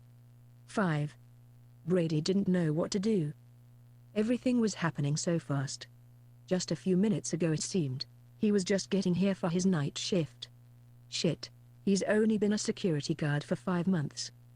The crazy thing is, that when these types of situations happen, protocol says that he had to follow the doctor's lead. 7 years on the force and a stray bullet in the leg put him here, basically a rent-a-cop. Now, here he was, next to Dr. Bliss and the nurse, trying to talk down not a patient but one of the staff. Ernie had wrestled the knife away from Meredith and put it to her throat. "Hey," said Dr. Bliss, all pissed off. Even the nurse spoke up. "You, Ernie. You. Let her go." Then Brady said, "Boy. Now, you. Let her go. There is no sense in dying today." "I don't even know how this happened so fast," Ernie said. As soon as he let go, the nurse and Dr. Bliss cried out, "He's going to kill her." Ernie, in this overly excited state, launched to take Meredith hostage again, and then Brady shot him, hitting him in the throat with one bullet. Ernie, falling backward, hit the ground, his skull making a sickening crack on the tiled floor. Laying there with his eyes open, looking straight up as if he were going to say something but was cut off mid-sentence. He made a soft but wet choking sound, still looking up the whole time. "Wait, what?" Mike asked. Brady, looking over at him, saw only a flash, and then all faded to red, to grey, to black. 6. "What the fuck?" Mike asked. Smoke coming off the small barrel of the doctor's handgun. Brady collapsed, just to land awkwardly and still hold himself up. After a moment, he started to try to stand. Boom, and if the first bullet didn't do it, then the second one surely did. Brady, still standing as if crouched upon the second shot, at once tilted his head back, looking directly at the nurse, and slumped back against the wall. Eyes staring at the nurse all the while, never leaving the spot again in this lifetime. The silence was deafening suddenly. The steady beep, beep, beep, and Mike had to look away. In so doing followed Brady's gaze. Hearing Meredith scream, he looked over and saw that the nurse now held a syringe that had a strange glowing substance inside. The liquids thirsted to be out, Mike thought as he saw a bit of the stuff dripping off the end of the needle tip. "What the?" His voice was choked off as the nurse and doctor just stood back. "Fuck lady," he finished. In a surreal moment, Mike felt at his neck. Instantly, it began to itch, grabbing at it. It felt like a bee had stung him. Looking over to Meredith, she ran up and pulled the needle out of his neck and ran to stab the nurse with it. "Stop right there," Mike heard as he got lightheaded. Thinking he could stand this head rush out, he collapsed ridiculously hard on the ground. As Mike lost consciousness, he thought about how he's allergic to bees and how if he gets stung by one, he could die from it. 7. It all happened so fast, and now Meredith was locked in a cell with the orderly, Mike. He was passed out from something the nurse had given him. His neck was really swollen, but hers was too. His bastard friend would like to have strangled her. Little help he would have been. The doctor had killed the security guard too. Shot him right in the back of the head. That seemed like something a coward would do. Next, he had overpowered her and dragged Mike down here afterward. The nurse made sure the doors were locked. Still wearing that weird blank stare, like she was looking through you, or a macabre caricature of her true nature. That hidden one. Meredith saw a strange mass play amidst the shadows and wondered if this was Morda's way of communicating. She just hated this waiting game more than the whole hospital and all its weird people and all the bullshit that came with it. This all made her feel so claustrophobic ever and anon. This damn cell just made it worse. Meredith went over to the barred windows and put her hands around them tightly. Gazing out, she noticed how brilliant the moon was tonight. 8. Under the same glowing moon, though a different constellation of stars, Edward was looking out the window and thinking about what just happened. He tried to call Claudia, but she had changed her number and moved. Even now, 3 months later, and still no word or anything. Not even a fuck you. Edward made a phone call to one of his old acquaintances who could find out certain information. She told Edward that his daughter probably didn't want to be found. This is when the neighbors would say that the lights were always on at all hours of the night and there were strange people and happenings there. This was when Edward had his last go-around with the Order, keeping the worst as far from his mind as possible. They say that he had a few various influences around his sphere of existence though. That's a tale for another day. Then, the scene changed, and it showed Edward inside of a scientist's office, yet it kept the same Baroque and Rococo charm as would a 15th century mausoleum for the holiest of bishops and priests alike. He and this other man were chatting and laughing it up when they strolled down a long hall with piping running the length of the ceiling. Approaching the corner, as they took the turn, there appeared a big machine, or more appropriately, particle collider. They were busying themselves with making observations when the scene changed yet again, and here both were discussing a ready-made magus circle. The man was teaching a younger Edward, sitting cross-legged in his monk's robes, both of his apprentices close by, awaiting instruction.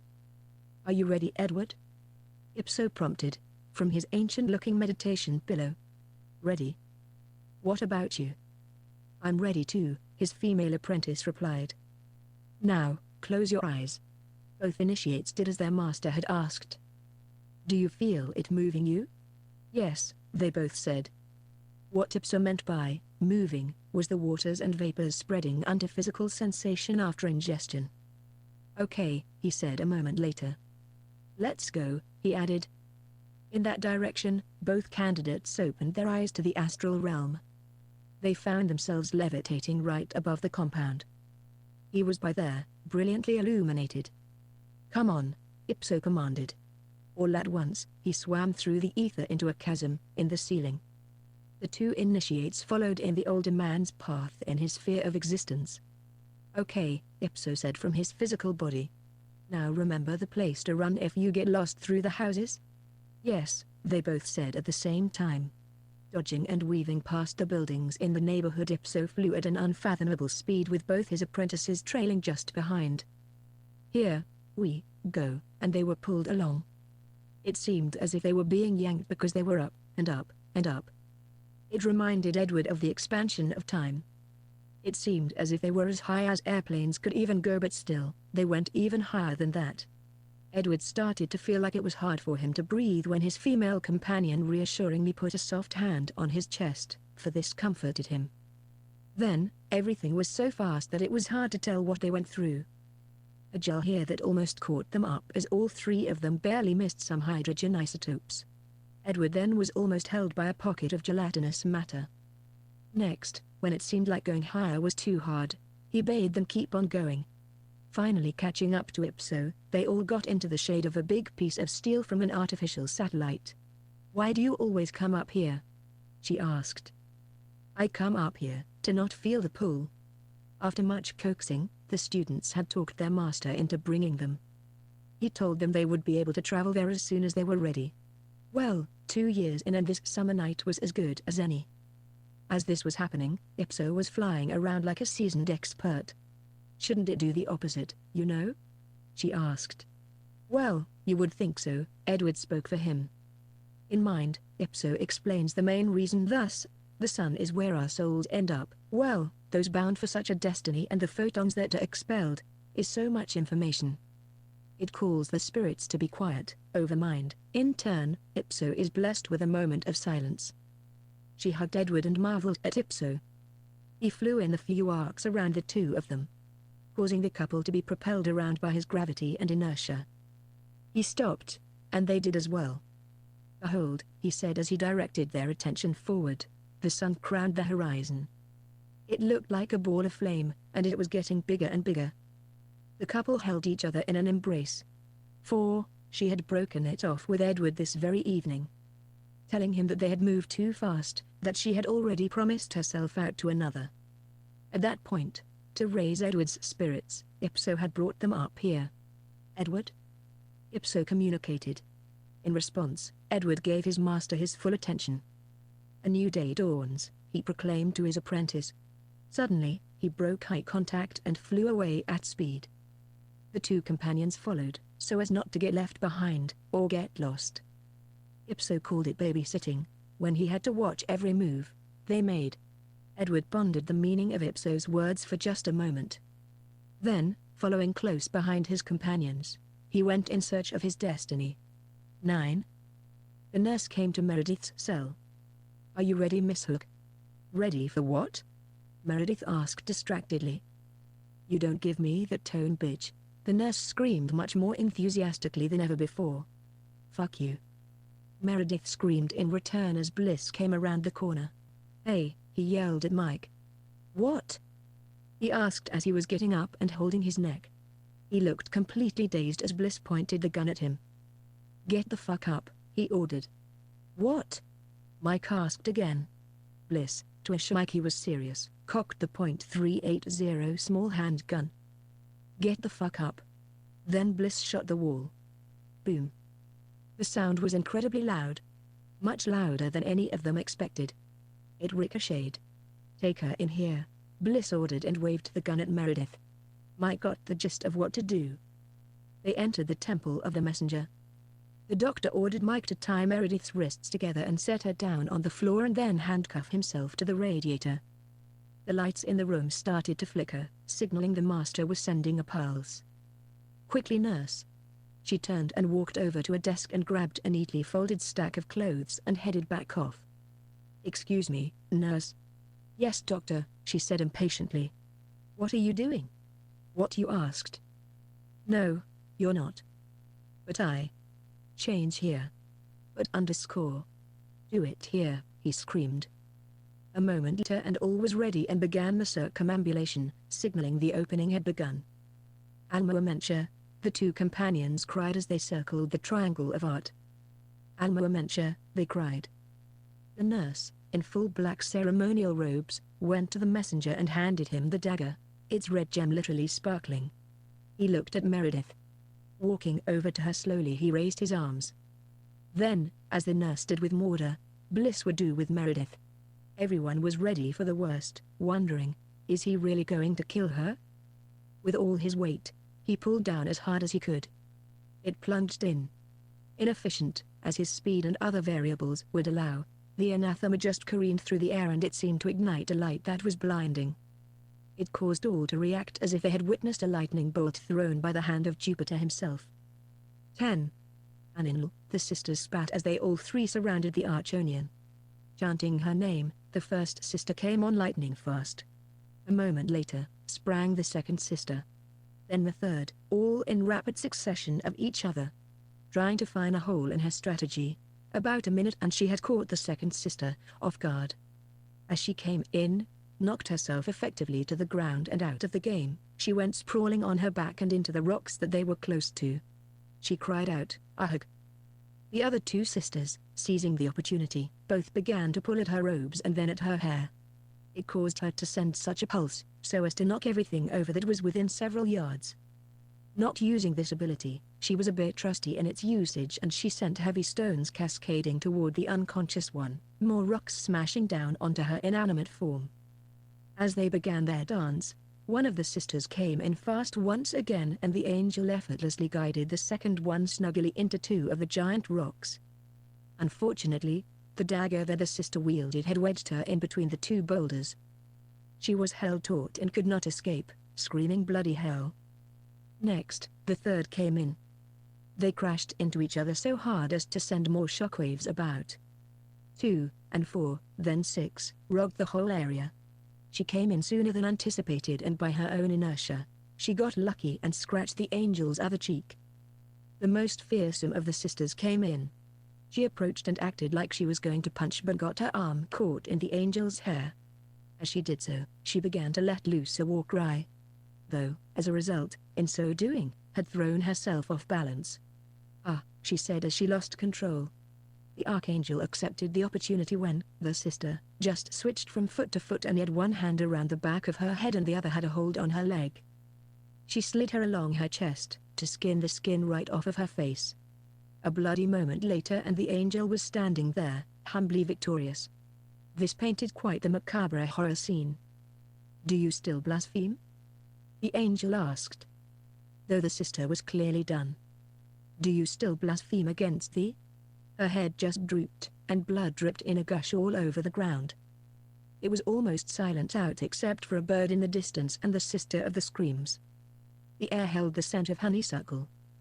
Then, the sounds from the sister who was in Angel's embrace became frantic, pulling her by the neck up to the edge of the rocks that were next to the clearing to finish the job. The two wounded sisters cried, "No. Have mercy," said the sister at her feet. "Here you are begging for my mercy, even though a few moments passed, and you would have had my head. Would you have had mercy on me?" "Yes, sister," the two conscious ones cried. The Archonian angel raised one eyebrow and in a moment of epiphany she questioned, what if her host was to receive this husk at her feet and she took on the guise of fury? As entertaining of an idea as it seemed, she was bound by a promise that she could not break. The sky, which moments before was about to rain, just as quickly suddenly cleared up and the deluge was held at bay. Then, did the birds, once again, start to sing. Chapter 13. The Burning. 1. "So, I just have to walk into it?" I asked, Anin, the Archon. "Yes, artist. You and your endless questions. As if I am known in all things," the angel replied, sounding a bit irritated. The last thing I wanted to do was piss her off. When I looked upon her to try to decipher her mood, she was in statue pose once again, with a smile on her face, arms slightly behind her, head bent forward a little. Her prideful beauty would rival that of Venus, though she does not recognize such ideas as ego. Not as complex as humans go as far as psychological manipulations, though overall, seeming much more resolute in their celestial perfected forms. Anin. I looked over and I had her attention. "What's an average day for you like?" "Day? It's the same as yours, artist. For, we inhabit the same overall sphere of existence. Co-inhabiting the heliosphere with the others. Also, soul." "The others?" I asked seriously. After she told me what happened with the king, and the baptism, she gave me a lesson in hidden occult things. "Do you interact directly with ZXTXS?" Her eyes gave a pulse of a glow as she nodded her head. "So, am I a demu, now?" I asked a little later.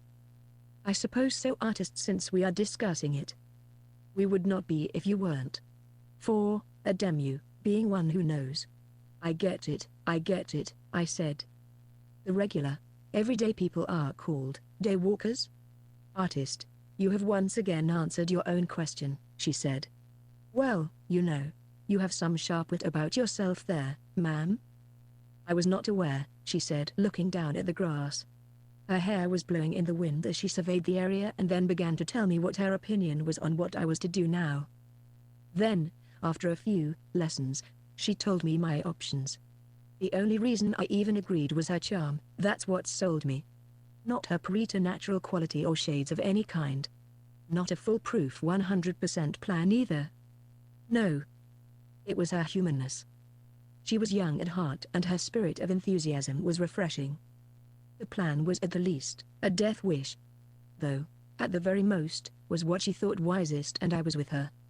She just needs to ask and I would obey. The plan, itself, was simple. Go back and get the Discon talisman, take it to where it was created and let whatever elements that played a part in its creating, be the ones involved in the unmaking. In this case, unforged. To do that, we would have to go on the same trail that a man named Ipso the Pure, of Hyrax trod so long ago. Rumor was, that the old sorcerer had been dead for a decade or more. Well, after I was to arrive there, to the compound, I was to perform a banishing, and an opening by East Gate ritual, and that was when and if we even make it there. Once those steps are complete, I was to make a protection circle of my own in the same sphere of existence. The Archonian blessed me with the correct names for invocation. Then, effectively, sealing the circle.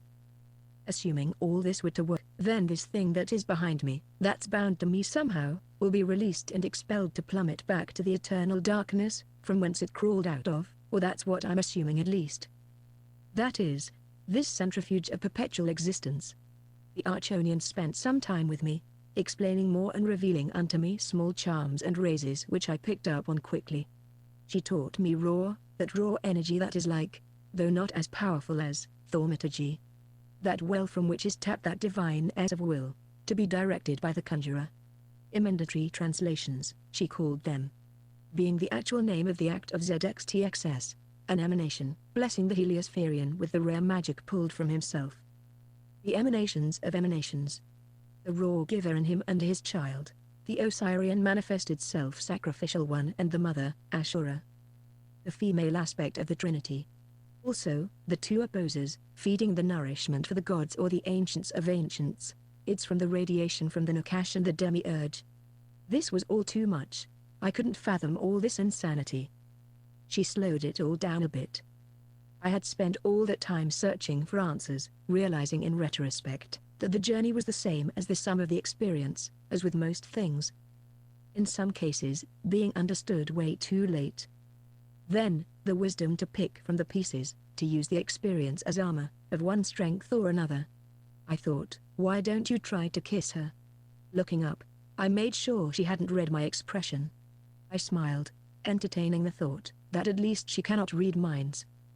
Now, I just had to walk through the monolithic obelisk before me. Hold on.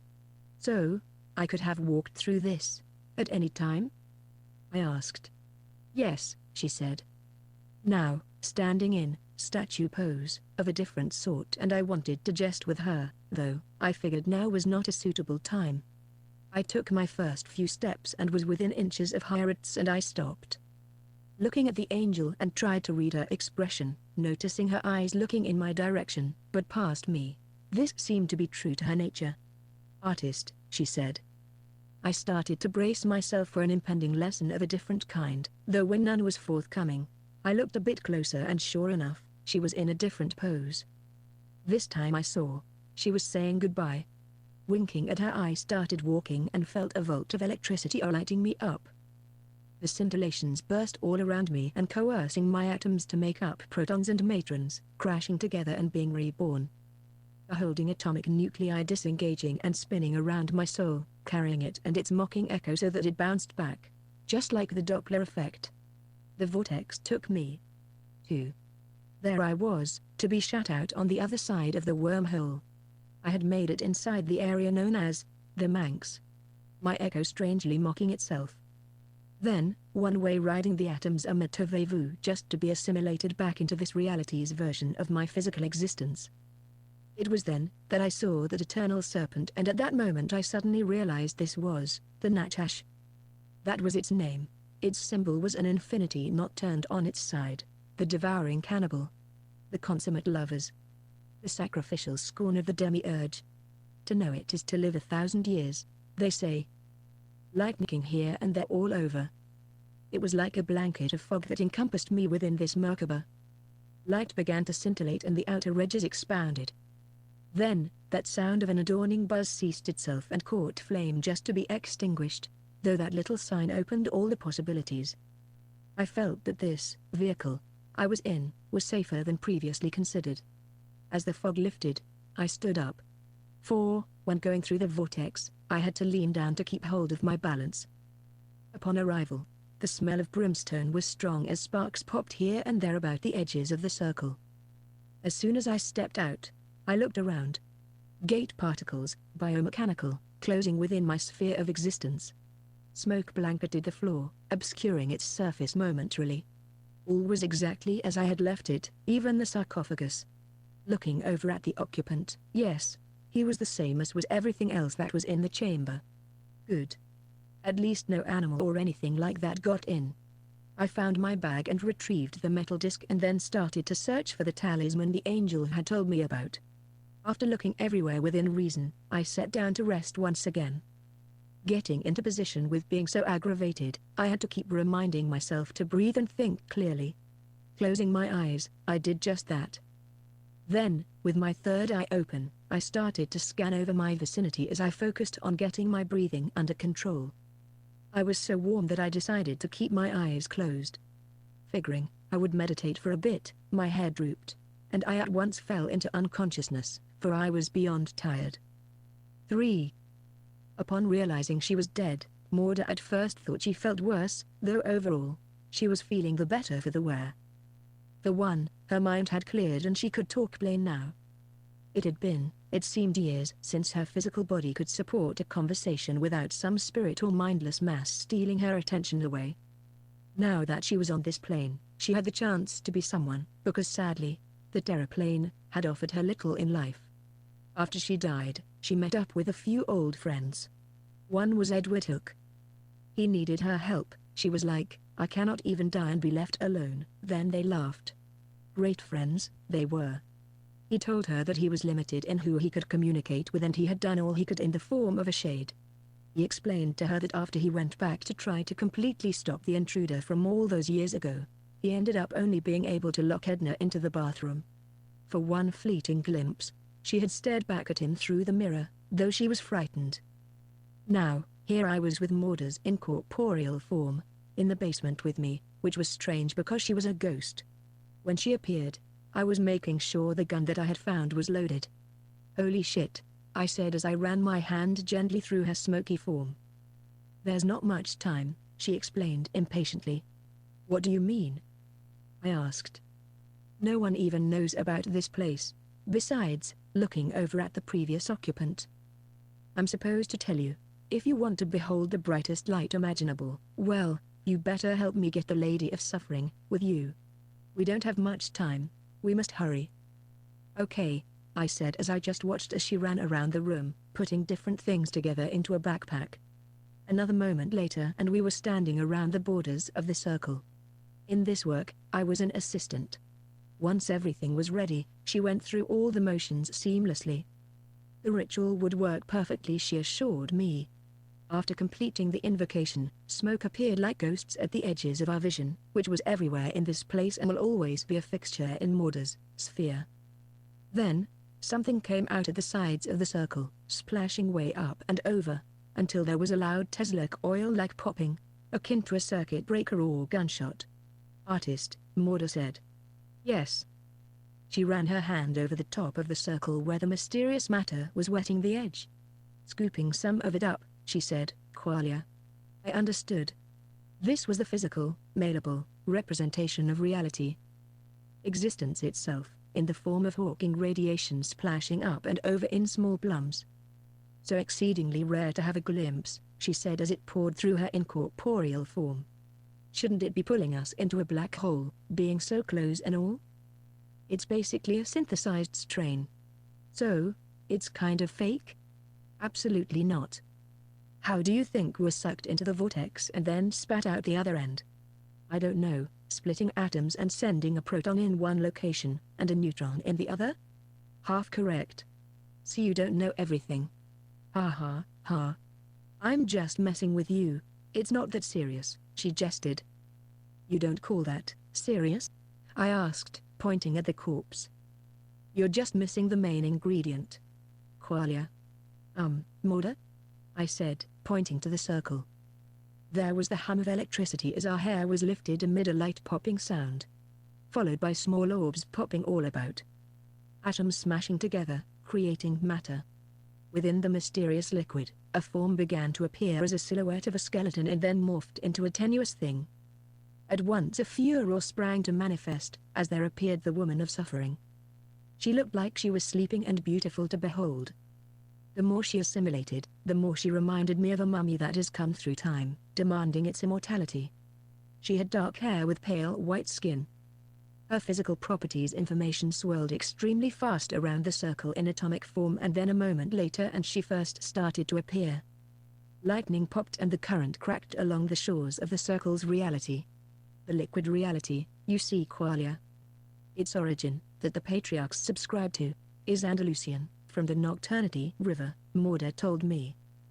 Then, the woman of suffering arrived. Upon opening her eyes, she looked at me, then toward Morda. Her eyes looked glazed. She was sick, I could tell. When she got up a moment later, she went into the bathroom with Morda to clean up. After several moments they came back out. I thought Meredith was genuinely nice. Hearing her cry, I stayed over on the couch to grant them a bit of privacy. The woman was related to the dead man. He was her grandfather. Then, they both started looking for something. A few scattered moments later, finding it on a necklace on the old man's person, she and Morda started searching the desk. After digging through the drawers, they were stuck. Then, asking for help, I went over and dislodged one of the drawers from underneath the desk. Inside I found a box and gave it to them. I stepped back to just observe as they began to examine the box's contents. Morda's incorporeal frame, and I knew what to do. Morda, after helping pull Meredith through, had filled her in on what was going on. As they tried to think of where this talisman was, surprisingly they found it. It wasn't too difficult, for the desk had a hidden drawer, which held a box with the talisman inside that Meredith remembered from so long ago. Next, they just had to take this object and the disc back to whence it was created. Morda knew all the invocations needed once we were to get there. Now, just to get them out of here, and into one of Edward's cars. Morda's concentration was broken when a slight tempest built up around them, and about the circle. Knowing full well what this sign meant, they quickly grabbed the sets of keys and headed out. As they were shuffling to get everything they needed, the vortex, within the circle, began opening. Small electro-charged particle bubbled along the edges and started to pop. Silhouettes of 3 figures began to appear. Upon exiting the room, they ran into, then out, the sarcophagus. Just as they were through, Bright Or started to lick the circle edge. 4. There's no fucking way, Mike said aloud when Meredith vanished amid a furor of lights. The drama had risen to quite the climax. The doctor's scream still echoed all around the stone walls. The nurse was quickly putting out a small fire that had started on one of his sleeves.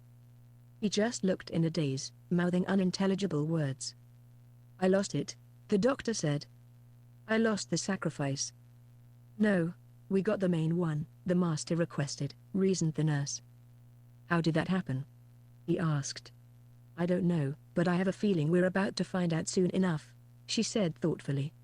Mike walked up and put his hand on the stone. It was already getting cold. Both senior hospital staff members just watched Mike. Standing back up, his knees popped. Mike, is it? The doctor asked. Yeah, why? Mike asked in response. I thought so. I want to get your opinion on it. On what? Oh, this thing, Bliss said, reaching onto the table and grabbing a magazine. It was rolled up and he carefully untied a string that was wrapped around it. Then, opening it, he found where the bookmark was, and pulled out the handgun that he had shot Brady with. Okay, pointing it at Mike, he said, sorry. Boom. Boom. Boom. Boom. Boom. As the lights flashed in his direction, Mike thought, will he ever stop shooting me? 5. Make sure he's dead, will ya? Murray asked. Yes, doctor, she complied. When going over to Mike's body, the nurse quickly knelt and checked his pulse. She turned. He's alive. Great, he said, making his way past the table and chair. Then, leaning over and grabbing his hands, he pulled, clearly mad. He growled. She hated when he would act like this. Appearing to be out of control is what it was. He stopped whatever it is he was doing. Will you help me, nurse? He yelled. Of course, she said, jumping into motion like she had a delayed reaction. She must have been in a daze as she self-consciously looked over. He met her gaze until she looked back down. Shaking his head back and forth as they moved the body into the circle with a grunt, dropping it with a thump. She just stared at him. You know you give me the creeps sometimes, he said. Ah, she cried, jumping away from the circle but falling because her hand on Mike wouldn't let go of her ankle. Now it was Bliss that was just staring. Help me, she called. Going over, he grabbed his gun off the table. It's too late, she said somberly. Murray, coming over and looking down, and yes, he was gone by the looks of what came out of his mouth. following the trail of black clotted blood across the floor up her shoe, raising his eyebrow. "And it's all over your legs," he said, looking up. When he got to her face, the nurse's look was one of ferocity. Mike, in his death throes, had vomited thick streams of yesterday's dinner all upon her righteousness. Maybe it was one last tyranny thrust upon the nurse, for her abolition of evil? Maybe Mike was simply reflecting back what she projected onto others? "I'll be right back," she said, and trailed off but stopped dead in her tracks. The lights started to dim a bit, going in and out of the room from the electricity. The circle started to glow white hot with Mike in the center. Then, a small arc of light jumped from the circle to the triangle of art, igniting the sphere. "Quickly, the drill," Murray said. Going over to the table, she grabbed a small metal box. Out of that, she took another box with a little belt attached. This one she opened and put something into, then closed it. Sliding her index finger to the corner, she pulled out one, then two, small rocks. The third was what she popped into the device. She walked over and handed it to him as he was sitting on the stone floor, next to Mike. The nurse went to just inside the first ring of the circle and put one on each side from which the doctor was sitting, thus creating a triangle of art to manifest. "Is that it, doctor?" the nurse asked.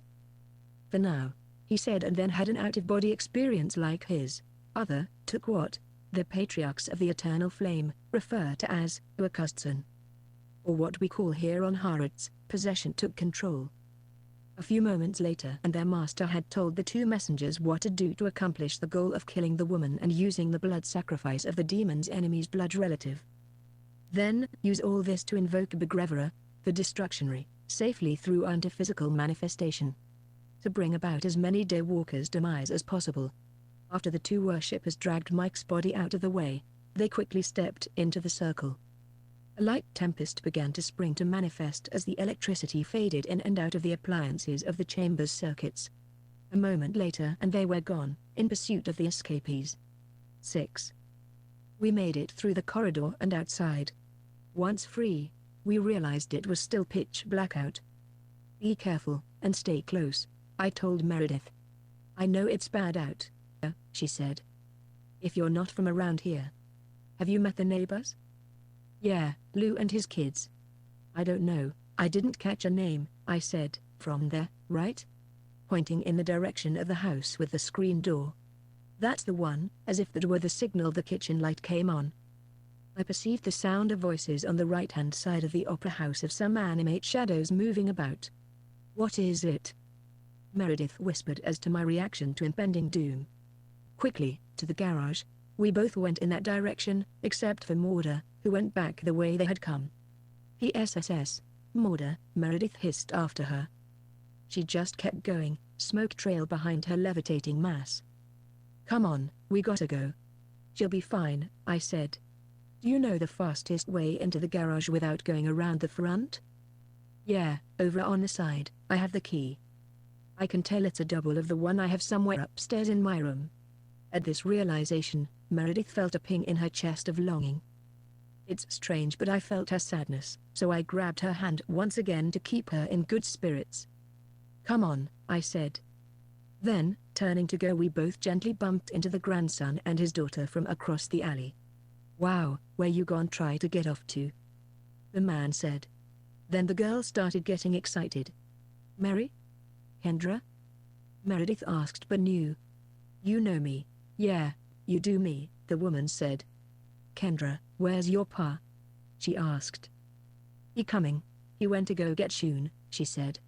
"What?" I asked. The siblings together said it again, though still, it was mostly unintelligible. The only word we understood was, Shun. We both looked at each other and mouthed the words, shotgun. In the house from which they lived, across the alley, the back door's screen squealed open and there was Grandpa. "One, see?" said the pregnant woman. "What?" asked Meredith. At that point, the back door to the corridor screened open. "No, we don't want to see your baby, but you see that door?" "Yeah." "There's a guy with a woman about to come out that door," I said, pointing. She asked. "Wha'da want?" she asked.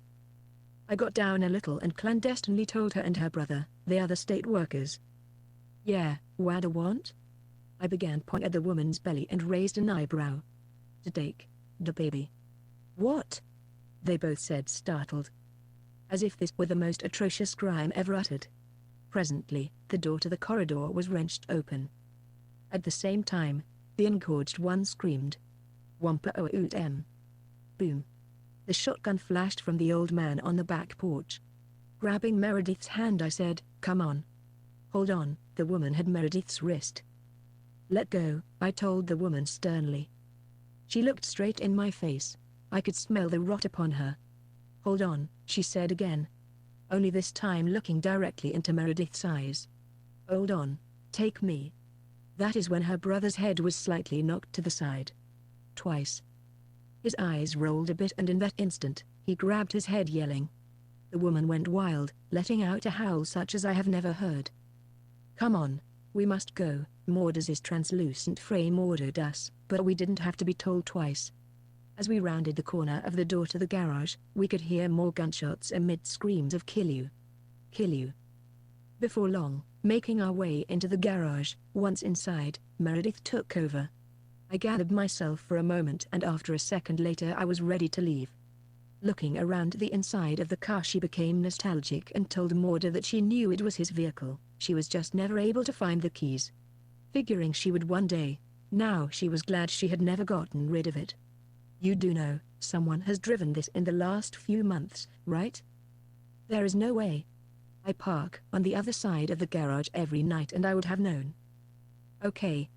What? You don't believe me?" she asked. "No, I do," I said, smiling. "Guys?" Morda called from the back seat. Her incorporeal form's eyes glowed yellow. "Guys?" "Yeah, what's up?" I asked. Though, just by her expression I knew to look in the rearview mirror. Just then the white car appeared back in the other lane, locked in traffic about 5 vehicles back.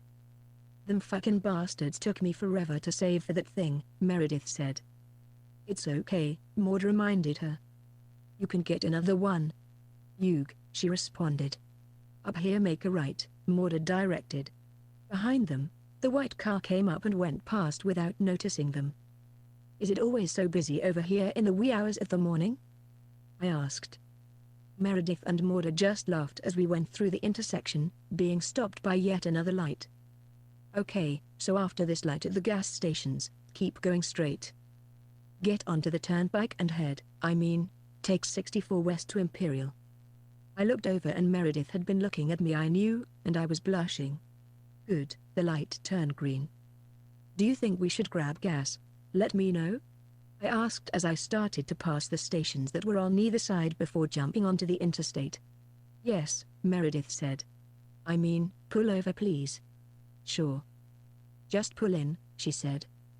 A moment later and we were parked. She looked over at the gas gauge. "Nah, we'll be fine, we don't need any." Then, she appeared to be thinking extremely hard. "What is it?" Mordo asked from the back seat. "I think we are going in the wrong direction." "Can you, talk to him?" questioned Meredith. "Oh, sweetie. Oh, sweetie, he is not real, in the sense that you think he is," Mordo began. Meredith giggled, cutting the older woman off. "Not him. Grandfather." Looking down in contemplation, she said, "I did, for a moment. I have no idea now. This is also new to me and there seem to be many doors, just most are locked." For the first time, I saw this Morda. Wasn't the pinnacle of self-confidence she seemed, she was afraid. She was a soul. Fundamental pureness. Then, a curious thing happened. Meredith, grabbing Morda's hand, let a tear escape. A ghost, with letting a tear out and her sharing the moment, let her fall. Though, upon spilling down her cheek, it quickly evaporated in the early morning traffic lights. The way that they can. "Okay. So where exactly are we going?" Mordo and I waited for an answer. "I was going to have you ask my grandfather, but I know where we're off to," she said, dramatically looking at the shade in the back seat. "Okay? And?" "Not to this other man Ipsos, or whatever. We need to take it back to where this all started, with my family," she said distantly with a faraway look in her eyes. "Cahokia?" Maude, with that same look of despondency. "Quickly, make a right out over here and let's jump on the bridge, there," she said, pointing. I put it in drive and pulled out, followed by 2 short rights, and we jumped onto the bridge, on our way into Illinois. "How long till we get there?" I asked. It seemed like they were both going to answer me at the same time when again, they were quiet. Meredith, breaking the momentary silence, said, "About 30 minutes. Then, we were all gazing at the blood-red streetlights as they started to fade as the night gave birth to inky black skies and yellow lines on the road that seemed to go on and on forever. The humid air coming through the windows was honestly refreshing. For, I hadn't even recognized I missed it so. When Meredith realized they had to, instead of taking the talisman to the old compound, they should take it to Cahokia Mounds from whence it came. Thereupon, they would perform the invocation at dawn, to release the curse. She wasn't completely sure that it would work. Something in her gut told her to go there instead. Speeding, they made it there in about 25 minutes. Meredith thought this had crazy journey, she would never take anything for granted ever again. As soon as they got out of Edward's car, they looked for which way to go. There was a small guard's shack that led around a cul-de-sac that gave onto the Heritage Museum. One thing the companions noticed was the blackness. It was so incredibly dark. "How long do we have until sunrise?" Meredith asked the artist quietly. "About 30 minutes give or take," he answered. Suddenly, all their attention was taken aback when they saw it. They just stood and marveled at the huge earthen barrows that dominated the view. It resembled a ziggurat, the step pyramid's predecessor of the Middle East. The great mound in its resemblances was not unlike those land of the gods structures. The South American pyramids, being most likely an idea brought by the game-chasing Asians who traveled across the frozen wastes at the end of the last ice age. Meredith followed behind Maud and the artist. Meredith was glad to be with her friend again. This guy that Maud said was invaluable was also charming. Meredith was smiling as she was thinking about going home. The tumuli were amazing, she could see now why her grandfather thought it was so magnificent. These thoughts were broken by a loud crack, then 2 more. She and the artist both sunk. Even Maud slumped down. Pop. Pop, pop. The artist had a handgun of his own he had from his bag. The sounds were loud but not as much as in the hostel. As Meredith was thinking this, she absent-mindedly looked at her hand. There was something black all over it, like black water, or oil. Had she sat in something? At once she realized it was blood. Oh my God.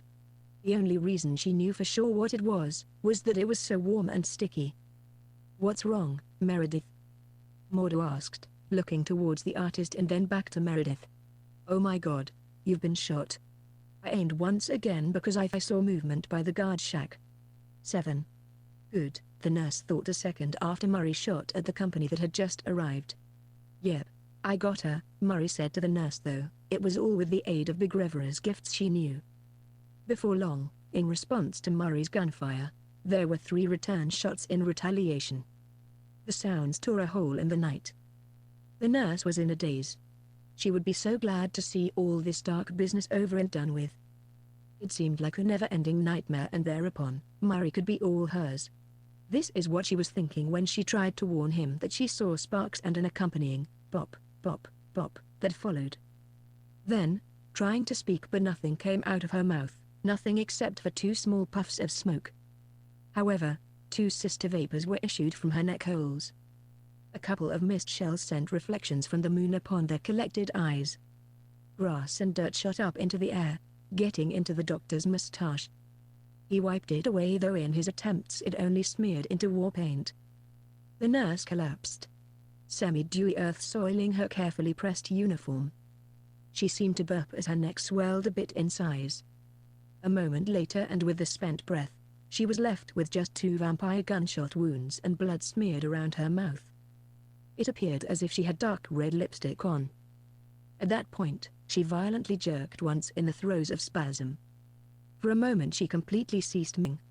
The only sound that could be heard was the crickets and locusts. The doctor was reminded of his fish tanks at the hospital because there was a pool that was forming in the nurse's front. A moment later and her excretions had ceased, leaving a pool of piss upon her. Or it looked more like the lake of yellow piss and vomit, the doctor thought. Presently, the master was sending a communication through the trill device that was bound to Murray's head. Arr. The Grever intoned, his echo being received via phylactery. Arr. The messenger answered in the hissing tones of the Naga. Your cohort is dead, he hissed.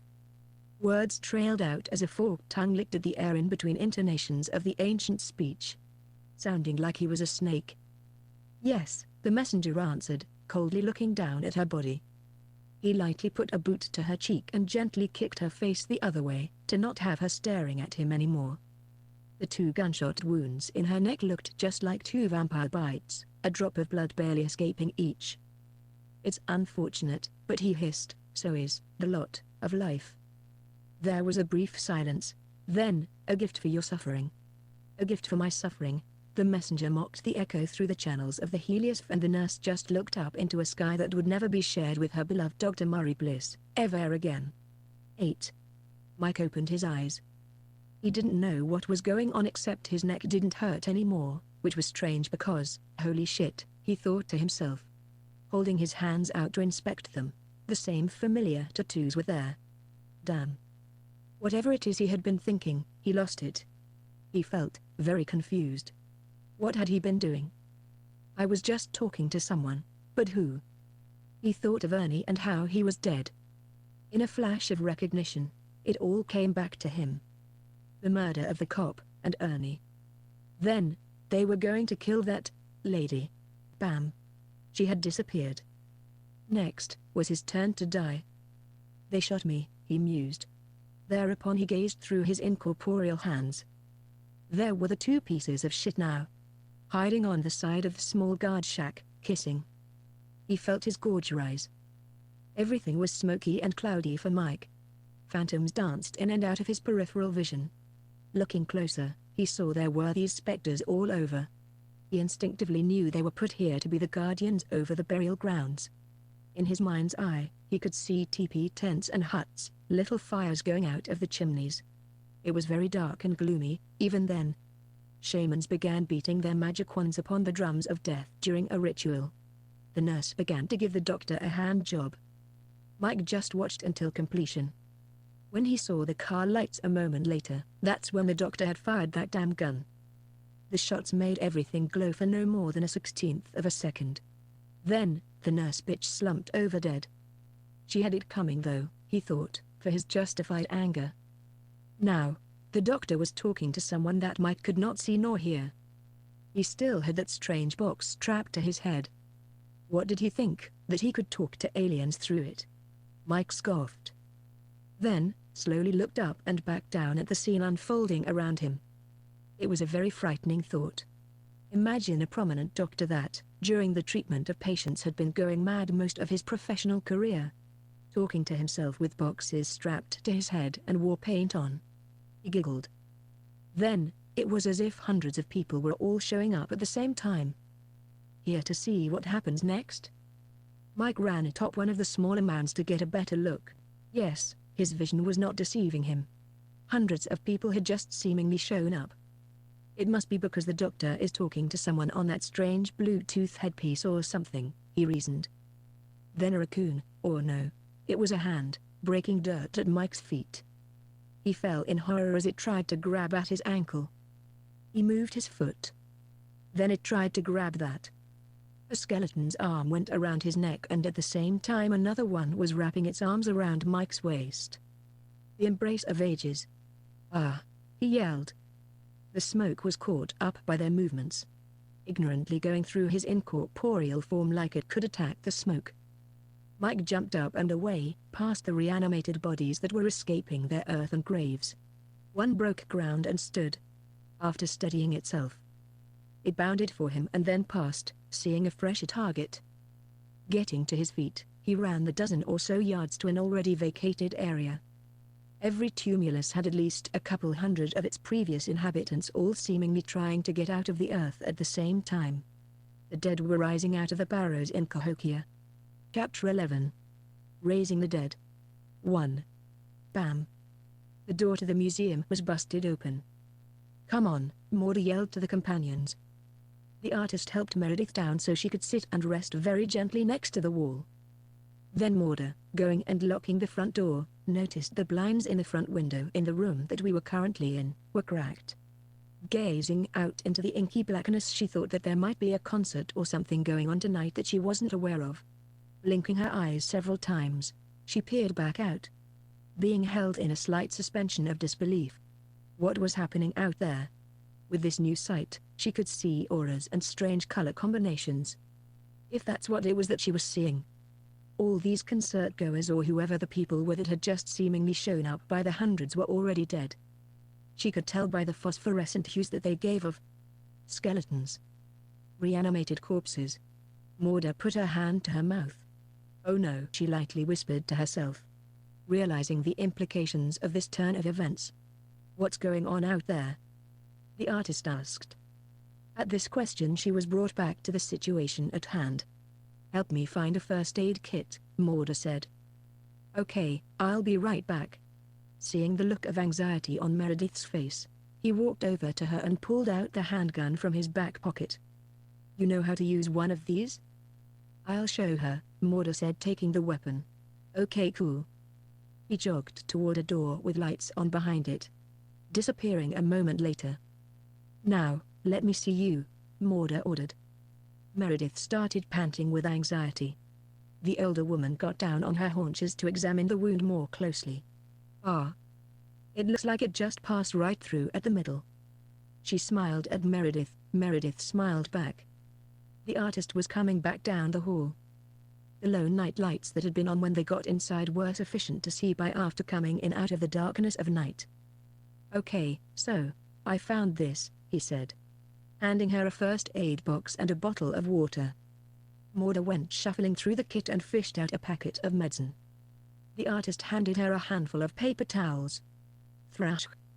A sound like someone threw rocks at the windows startled them. The artist, peering out of the blinds, jumped back surprised. He said, "Holy shit." Then stopped gazing at Maude. Her look checked him. It said, "Don't you dare make the situation worse." What I meant was, damn. It's incredibly dark out there." "It sure is," Maude said, looking directly at him. "It's dark in here too." With the two of them acting so strange, Meredith tried to get up. "What is it?" she asked, trying to stand. "No."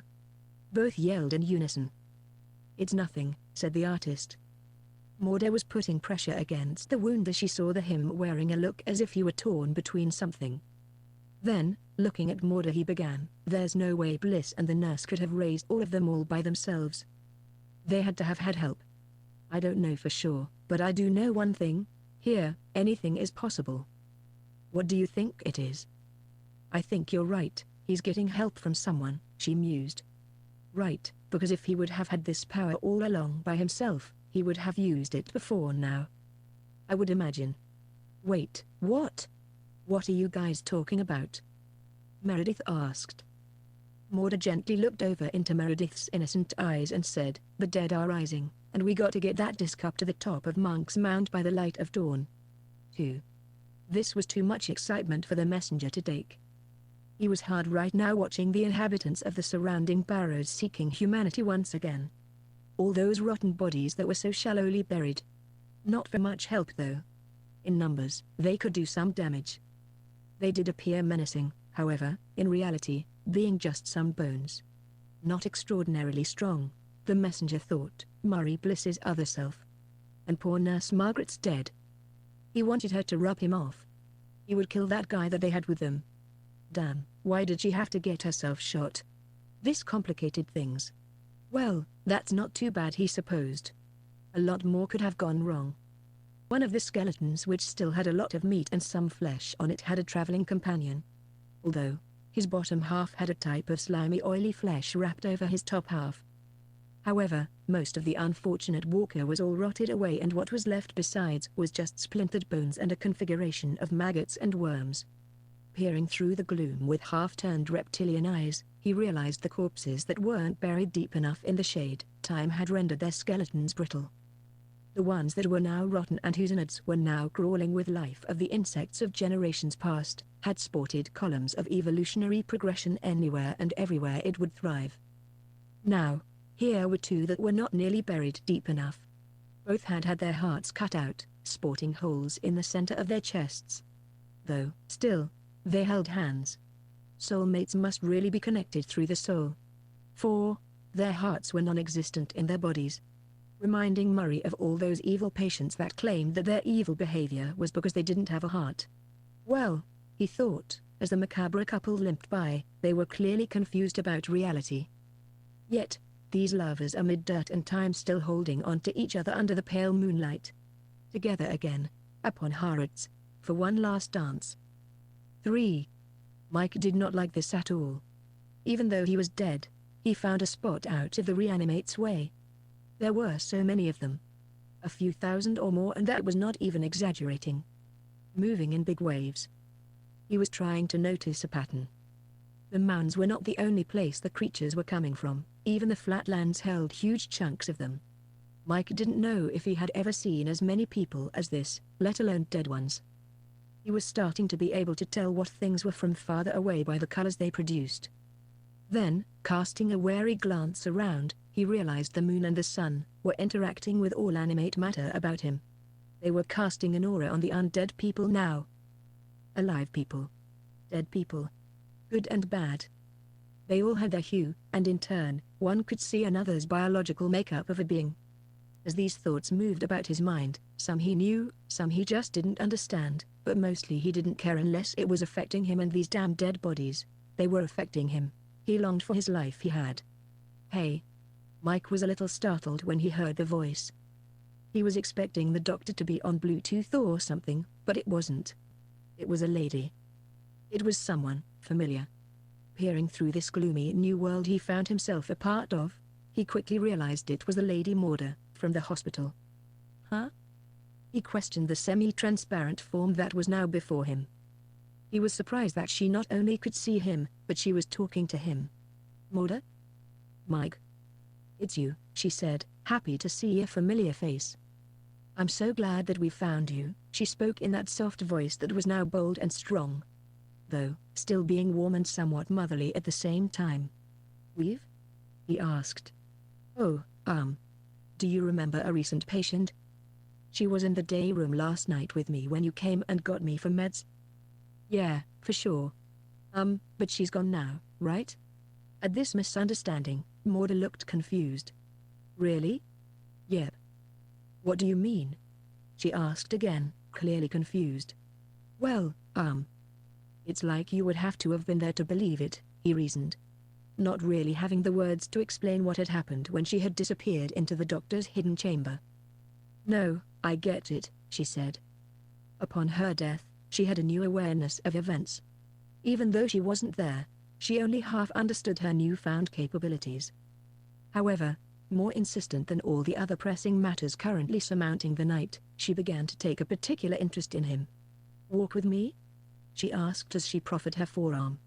Why not? Mike reasoned to himself, not knowing that she could reasonably sense his thoughts. When he put his arm light-heartedly through hers, he now noticed how this woman was much different than the melancholy patient at the hospital. This lady was awesome. Looking over at her, he noticed how she was gazing at him, with youthful enthusiasm on her face. I need your help with something. A lot has changed in the last couple of hours, she said. 4. Meredith and the artist were alone. Hey, she said, breaking the monotony going on outside the museum. Hey there, miss, I awkwardly answered, trying to sound as in control of the situation as possible. I was so shy since I had been in her presence, with her being so beautiful and all. She held this his team in a most baroque and rococo way. She started to say something, but held back, resigned. No, what's up? I asked, trying to exude as much confidence as I could muster. So, how do you get your eyes to glow like that? I didn't even know they made contacts that could do that. I had forgotten until now, the illumination that the Archonian had bestowed upon me. That is actually a funny story, however, I stopped mid-sentence, not really knowing where to begin. What? She asked. I can tell, you were just about to say something. At once, we both just smiled at each other. Morda had been gone for about 2 minutes and it was silent besides the cacophony coming from beyond the door. Well, a special friend of mine gave them to me as a gift. With that they instinctively glowed at a short pulse, lighting the room up momentarily. A girl? Yeah, but we're just, traveling companions. Yeah, she's a good friend. A teacher of mine of sorts. Ah. Could I ask you something else? Yeah, sure. What's up? Would you come and sit with me? She asked in that sweet angelic voice of her own. I then noticed her lips and eyes more fully. Her dark hair. Yeah, she was something else for sure. Almost like a modern-day Mae West. I could see myself falling for such a girl. Of course, I said, shuffling around the room to get to her. A moment later and I was scooting down to sit beside her. We both looked down at the same time. She smiled, so I did as well. This was one of those moments to make my move. As I closed my eyes, I really should kiss her, I told myself. If any woman had ever sent a guy a sign of when to make a move, this was it. I had a green light to go. I, in most cases, just went for it. Though now, felt it would be super uncomfortable to be rejected in this seemingly untimely situation. Also, I had only just met her no more than a couple of hours hence and rather than risk ruining the moment, I held my storm in check. The last thing I wanted was for her to perceive me to be a creep or something of that nature. I went to open my eyes and saw hers closing. Thereupon I ever so slightly felt her plush lips on mine. It was like the top was being pulled off my chest and my beating heart was warming my whole constitution. Boom. Something had broken a window. No, she said. The clamor coming from the restroom's window was left open. A decayed arm was halfway inside and as a result, a vase full of roses was knocked over causing it to crash. Why would anyone put these here? I mused to myself. One of the dead animate's bony fingers was scratching on the surface of the glass. This hand was attached to a skinny wrist that had on a big gold bracelet. It began beating a rapture of insistence upon the window. Tick, tick, tick. A moment later, the thing wandered away. I was back to her in no time. She put her head on my shoulder when I sat down next to her. I'm so tired, she said sluggishly. It was so cold in here. It was hard to think and relax for a moment. Though, for some reason, none of it mattered because her hand felt so good in mine. I'll keep an eye on you, I said softly to her. Silently, I felt her smile by her gently squeezing my hand holding on to me. 5. The Grevera sat at the picnic table that was in his backyard. Lately, in Havila Monarchia, it was all the rage to have a brightly painted picnic table. But damn, he hated it here. He had honestly only really been getting used to being a free man recently once again. The story was, that one night after returning from Heiratz on business, making the botched deal with Edward, at first, the Grevera had the satisfaction of coming back a winner. Which means he had made his father happy, momentarily. However, a few weeks later, when the deal was no longer going, everything went sour. The Grevera had to go to court that unspeakable crime and was sentenced to serve at least a till at the work camp mills in the Andalusian wastes. Needless to say, it was hard on him. He came back and was changed physically and mentally. Then, after getting out and doing minor territorial work for the Order of the Risen Slain, he stumbled across their cult of the messenger. The Grevera would spend hours messing with the guy. In fact, at the work camps that was all the rage. It was all fun and games, the Grevera thought, until someone takes it all seriously and has more followers than the next demu and they perform the proper sacrifice and bring that motherfucker through the Manx. Luckily, it took so much preparation because imagine that. Never seeing a demon and all of a sudden, one appears, bloody before thee, in all its splendor. This messenger was already convinced that he, the Grevera, was a first-class demonic god, who could do about anything. Now, it was all over. His wife hated the order. She, being a strict Southern Baptist from Heiratz, didn't put up with any blasphemy. Give it to me, she said. He handed it over. No more, and she broke the trill phylactery device into unfavorable pieces. Then, she ground them into unfixable detritus. The Grevera wouldn't be able to tap into the echo of the Helios for several years to come. Though later, he was properly converted. 6. You ready? Mordo asked Mike. Yeah, he answered as he lit the lighter. The trail of gas running to the first car caught fire as a few of the bodies were ignited. Like human torches, engulfing all like a coiling snake. The reanimates just watched in confusion. Morda, looking over, caught Mike staring at her, although his attention was stolen away. She wondered who he was. Who he really was inside. He had been so kind to her at the hospital, at her worst. She's had heard on more than one occasion that if you could handle someone at their worst, then you could handle them at their best. It wouldn't be difficult at all for Morda. It was welcomed here, now. A moment later and the car buckled and exploded. Boom. 7. The messenger was exhilarated. Here came another gift from the master.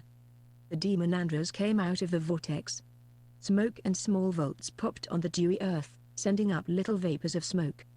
This Merkaba was a little different. It had bloody matter all around its points and heads. The panes were barely visible, spines being clotted with filth. It almost appeared as if the interdimensional being within had driven through a crowd of daywalkers. However, that not being the case, because a Merkaba is not driven or ridden, they are experienced. Now Andros, walking up to the messenger and looking in his eyes, showed him another world entirely.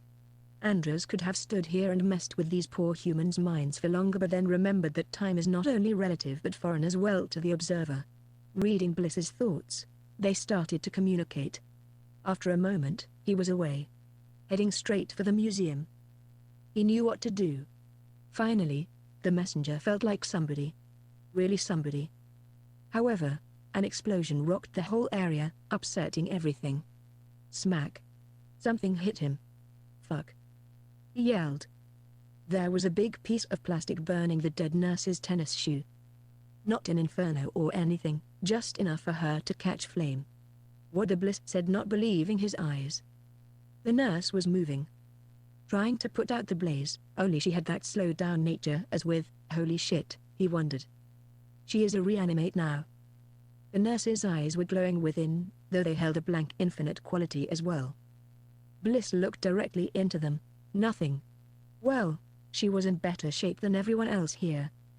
What the? Was she? She was trying to speak. What are you trying to say? He yelled into her face. Then, he started maniacally laughing. Gazing around, he noticed that the explosion had sent similar pieces of debris all over the area. Thus, small infernos had come to tempest all about the mile square. Come on, he told them. The nurse followed. And you, hey, he yelled at the corpse of Mike that had been one of the first gifts of enchantment that their unholy Lord Begrevero had blessed them with. Upon his demise, he, Mike, had been connected to them, though, in turn, his soul was released. Not bound to the murderers like this physical body that was his. The messengers were to take the candidate, in this case being Mike, to the top of the mound to be possessed by the Unholy One. To bring about the dark fruit that further Venzavos had planted into fertile soil so long ago. They started to make their way up the steps to the top of the borrowed hill. In the distant past, others were possessed by evil spirits who thirsted for living blood. 8. When I saw him there in a dazed and a mad fury, I watched him go all the way up the steps. So when he sent his nurse off with that other man, I came up over the bend. Studying the scene, I tried to put the pieces together. The demon was brought here by Bliss. They're only mimicking the echo that was based on the Trill device, which are mineral rocks from another continent, or world, or other dimension of existence that allows one to teleport from one device's location to another. Damn, what was taking her so long? Then, a flicker, and another. She seemed to not be able to get the lighter to work. I specifically remember asking if she needed one and she said no. I wondered where she kept it on her, where it could go through walls with her and still be lit for illuminating things. Holy shit, I whispered. They were splitting up. The nurse and the orderly from the hospital. They both walked as if being drunk, on spirits. I wondered why the doctor would allow his minions to drink on such a night. The man disappeared into the museum and the nurse went inside the guard shack as Bliss mounted the top of Monk's Mound, surrounded by a chaos of infernal reanimates. So, in theory, if one were to die, when a specific sphere of existence is manipulated there, that one would return. Well, if there was ever an incentive to fight, this was it. Then, I was filled with a burst of adrenaline. I started to jog through a big hive of the undead, careful to keep down. Suddenly remembering that a few years ago I had been here with one of my friends, and upon leaving, instead of going back the way we had come, we returned down the western side of the main mound. Making my way up the steep side of the enormous mound, and a few nervous moments later, I saw there was a trio of burning bodies, stacked one on top of the other. In front, there he was in all of his mad glory. A strange black outfit, with blood-red symbols on it and a box of some kind on his head. Though, what most caught my attention was the very real gun strapped to his side. At this angle, I could have sworn it wasn't in its case. With a volt of energy, I just wanted to kick his ass. I wouldn't pass up any more opportunities to take a chance at something that could change everything. This would end now. I came over the side of the mound and I ran up to him. After giving him a chance by calling him a cunt, I swung. The white car of Meredith's exploded just as I hit him, and to my surprise, it connected. Smack. Boom. This time the explosion was twice as loud. The shockwave easily pushed us both over. I tried to hit him as hard as I could because I did not want to have to even deal with this any longer. I half wished that I had not left the gun with Meredith now. Then, he lunged and it startled me, and before I got a chance to react, he was on me again, trying to wrestle me to the ground. At the odd angle, he kept hitting me, albeit nothing was connecting. With the corner fist, he hit the mark and it was hard enough for me to see stars, but it had thrown him off his balance. I rushed into him and he fell over. The gun fell out of his waistband, bouncing on the ground. He came up fast and tried to tackle me.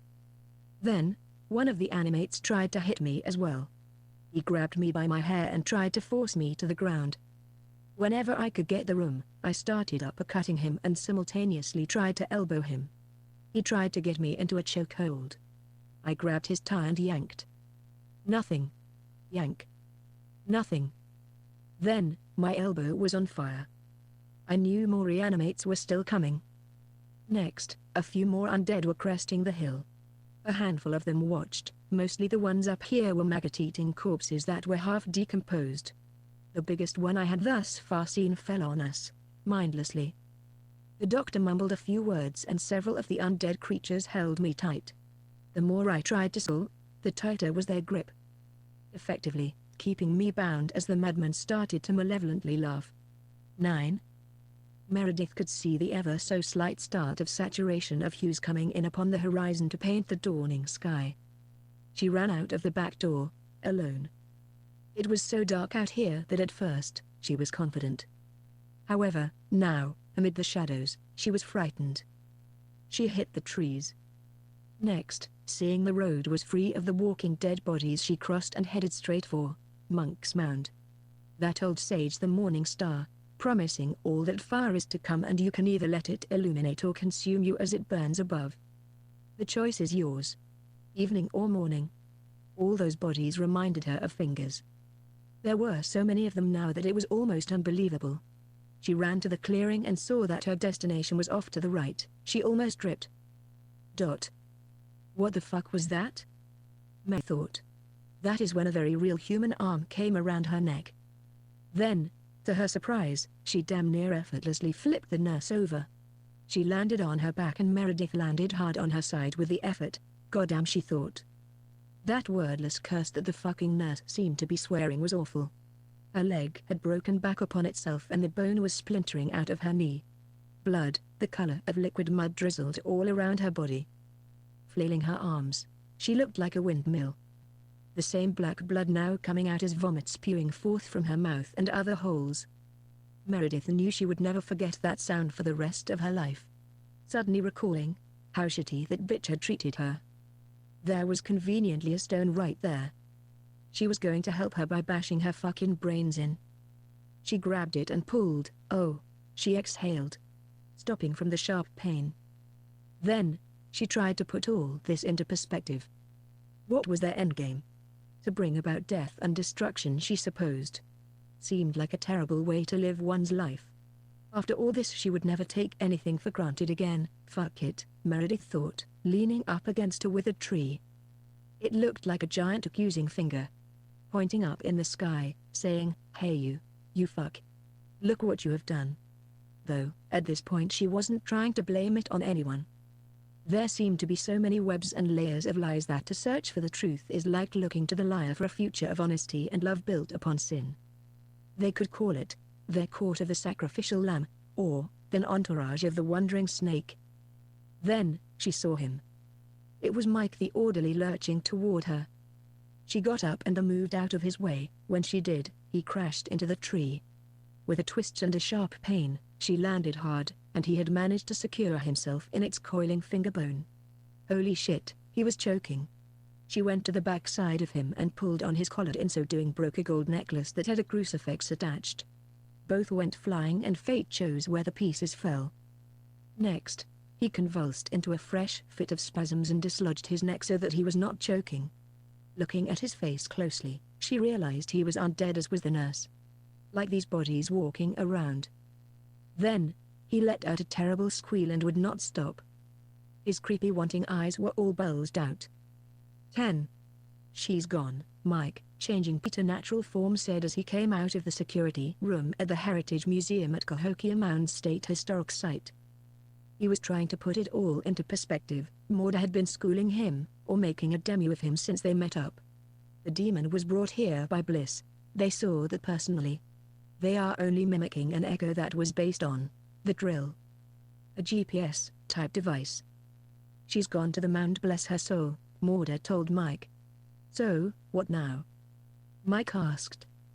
Morda looked at him and smiled. "Now we seem to be backed in a corner." "You know, Morda, the funny thing about corners is, until you're backed into one, you never quite know what you will do until you get there. Right?" she said, raising one pointy, insubstantial eyebrow. Jiggle. Someone was trying the side entrance door to the museum. "Quickly," she said. Then, as the side door's lock was almost immediately broken open, the front door was open wide. 11.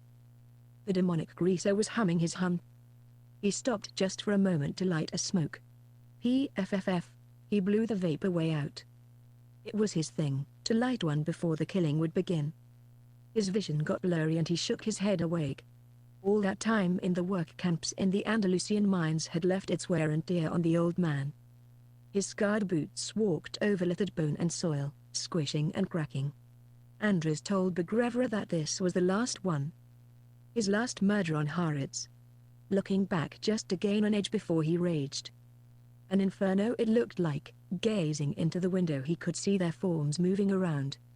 Also, fear. He could taste it in the air, and with that thought, he let his true nature be released. A long purple forked tongue, instead of flipping back and forth, just hung there from his mouth. As he walked up to the door and tried the handle, it felt along the bottom of the threshold, slithering, but just barely so. Pulling out his butterfly knife, in one quick motion broke the lock. The humans that were around before could sense that she was in there. He turned the handle and walked in. Taking a big drag off his cigarette, he looked around and exhaled. They had just run out the front door, leaving it wide open. She was here. He knew it. In times of tension, Andres likes to hum. He started to do so. Where was she? He knew that old witch. The one that must pay for Edward's part of the deal, and when off Hamish, Begrevera's father had called it the Great Plot. Now it was time to pay the piper. Walking all the way through, now he had the feeling that they were gone. What was happening? He would have to see the doctor and ask him for some advice when this was all over with. Father Van Voss would be expecting him before long. Damn, he said aloud. As he exited, he directed a couple of the ghouls out of the way. Then, turning around, he went back inside. Next, as quietly as a killer, shutting it behind himself, he found her. There, behind the counter, with her head slumped, passed out. He stalked her into the big foyer area. Coming around the corner, Mike tackled him. The demon punched him in the face 2 times. Mike lifted him off his feet. The intruder, unaware of how a ghost could attack him, went to pull out his knife and instead pulled his Zippo out by accident. Misjudging his balance, he was slammed. Andres tried to grab Mike's arm but couldn't quite get a grip on his insubstantial form. Had the Demuatril device, he could have departed. The ghost was slippery. Mike was covered with mud and now he had rubbed it sufficiently into the demon's face. "Fuck," Andres yelled, swinging wildly. He got on his knees to get up. Dazed and angry, Mike grabbed his head by the hair and slammed it as hard as he could against the tile. He resisted, though Mike knocked him a good one and thereupon knocked him an even better one. Then, again, ridiculously hard. Again, hard. Again, extremely hard. Hard. Hard. Crack. Broken. Soft. Soft. Wet. "Mike, stop," Mauda was begging him. "Mike, stop." She let another moment go by. "Mike, stop," she screamed, presently jumping in his arms. He just let her hold him as he sobbed. Sobbed for it all, Ernie, Mauda, the demons and the angels. Soon all that could be heard were distant cries of melancholy and sadness. Blood and brains were everywhere, practically covering every surface visible. If he were a murder artist, this room would be called The Unbound. 12. Meredith was running past the 30 or more ghouls like a football player. Well, the quarterback's part anyway. When she ran past them, she would squeal in a girly way. Holy shit. The sky was turning bright. There was not much time. She just had to get up to the top. The creatures had found the nurse and the orderly. Meredith wondered how these skeletons could make him yell like that. She wondered if the nurse was trying to scream too. Something must have happened because the dead bodies were attacking each other as others went into a frenzy and their bones were just splintering until they were dust. The night would give vent to the dawn shortly. 13. I slumped over. Bliss stood above like he was a demigod himself. Boom. He hit me again. I saw stars and dirt. Then the bastard kicked me twice as he dodged one of the animates that had wandered toward him. Somehow, he could control them, for when I tried to get up, I was held taut still. Yug, my bonds only strengthened against me the more I struggled to free myself as another reanimate was thwarted by the doctor. Next, taking off his gun belt, he started to circle the top of the mound. You know it's guys like you. He took a breath.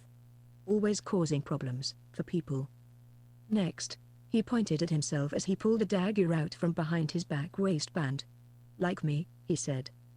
Then, pulling something else out as well, without looking away, do you know I've killed? Oh yeah? Do you think that makes you tough? To me, you're just the prime example of what to lose a piece of shit looks like. You fucking coward fuck. Snap. One of the bones that kept me bound broke in half. The doctor looked over to where the sound came from, feigning an impressed look on his war-painted face. Suddenly, he gave me a malevolent look as he let loose a scream and at once began his advance. Pulling at those that kept me bound, I braced myself for the end. Then, the film began to bubble. Click. Click. Click. Boom. It was a gunshot. This is for more use of shit, Meredith screamed as she shot 8 bullets from Bliss's gun retrieved from up here, scattered amid the dead, on the monk's mound. Boom. Boom. Boom. Boom. Boom. Boom. Boom. Boom. A moment later, as I stood up, she eagerly handed the hand cannon over as the doctor fell over on his side. Getting up and approaching him, I saw his eyes were still open, though lifeless. The 2 glassy things were brown without his glasses on and so strange. 2 sets. Another set of pupils were bound within each iris. 2 sets of retinae. 1 set of humans. The other set was reptilian. He was changing, I said. Into what? A demon, by dual transmutation. A demon with what? I don't know honestly. Something. There. You're making that shit up, she said smiling. Now, as they gazed upon Bliss a bit closer, they noticed that she had only gotten 1 shot off that hit him. It was in the same spot that Meredith's was. Coincidentally, as was Mauda's. Then, I fired the last round into his head to make sure he was dead. Boom. Holding Meredith at arm's length I said, "Thank you." She began to cry. Instead of talking, she kissed me. Presently, Mike and Mauda came walking up. Mauda still looked ever in control of herself. Holy shit, Mike, what happened to you? Nothing much, said, winking at Maude. Meredith and I caught that moment between them. She laughed and then looked as if she were in pain from the effort. The birds were beginning to pick up their morning song, and so came the end of the locust dream of an eternal night. A pair of reanimated corpses came crashing through everyone, surprising Meredith, Mike, and Maude, and they all just fell. Damn, Mike said as both fell over each other like two drunk comrades. All at once, all of the bodies ceased to function at the same time except for a dozen or so spread throughout the square mile they now adorned. Like a stop-motion film, the characters just slumped over into a quiet and restful eternity. When they dropped, it sounded like a bridge collapsing though. Dust in limbs. Limbs to dust. The ones still not changed back into their dead corporeal forms, went into a frenzy.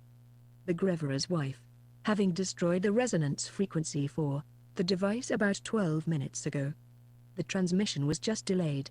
When the enchantments were all shades and shadows, the bridge, if severed, was lost. Now, permanently broken. The bridge from which the negatively charged raw and thaumaturgy shook with one last good convulsion this side of the heliosphere.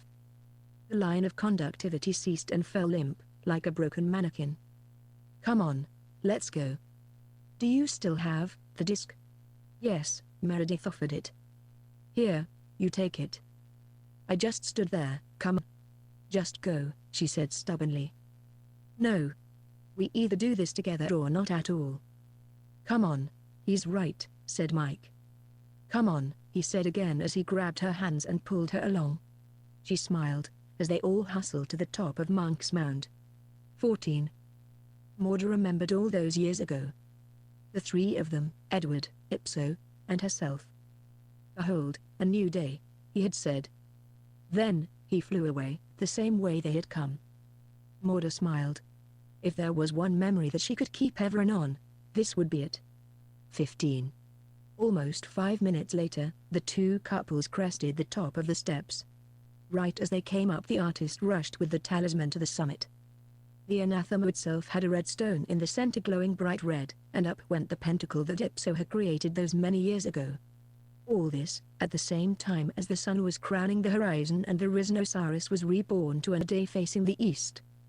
Then, I put the plan I had been forming into action. I sat the pentacle down and stabbed it with the anathema. It caused a sonic implosion. I had to look away. It was painfully brighter than any illumination I had thus far beheld. It was as if 1,000 suns all shined at once. All at the same time, I said.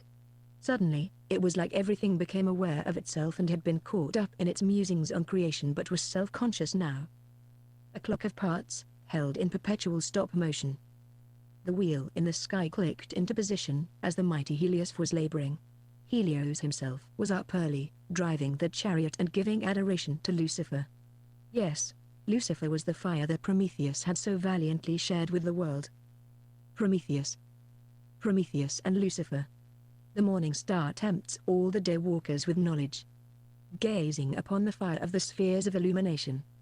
Tick-tock-tock, tick-tock-tock. I beheld the Natchash coiling upon itself, souls parting into emanations, then reunited to gaze in reflection. At that moment I knew this beast wasn't my enemy.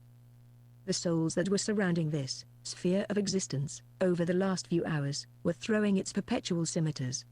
Like a rock into the spokes of a tire, it seemed, a small bump in the road. It did not slow down, for it cannot hear. It buckled and picked up speed. Aninal was yelling at me. Since it was with my third eye, I could barely hear it though. I knew if I listened close enough that it was there. Humming along.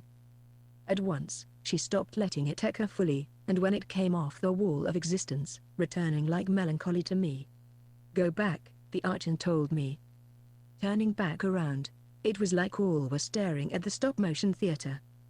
Their blank stares were like someone who had looked into the sun for too long, Maude finished. I just stared at her. We all just stared at her. It was from a painting, well, actually a picture frame, with a piece of paper with that quote on it. I gave it to Ed.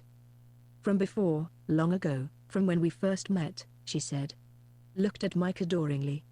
They all shook their head except for him. He wasn't in the Magister II's chamber to know what in the hell we were talking about. I'll tell you later, Morda told him. Then, looking in the distance, one could see the glowing archlight like a gateway to some other hell. The sun rose complete, fully crowned upon the horizon. Meredith, isn't it amazing? Meredith, a new dawn. Meredith. And just like that, by her not responding, I turned around.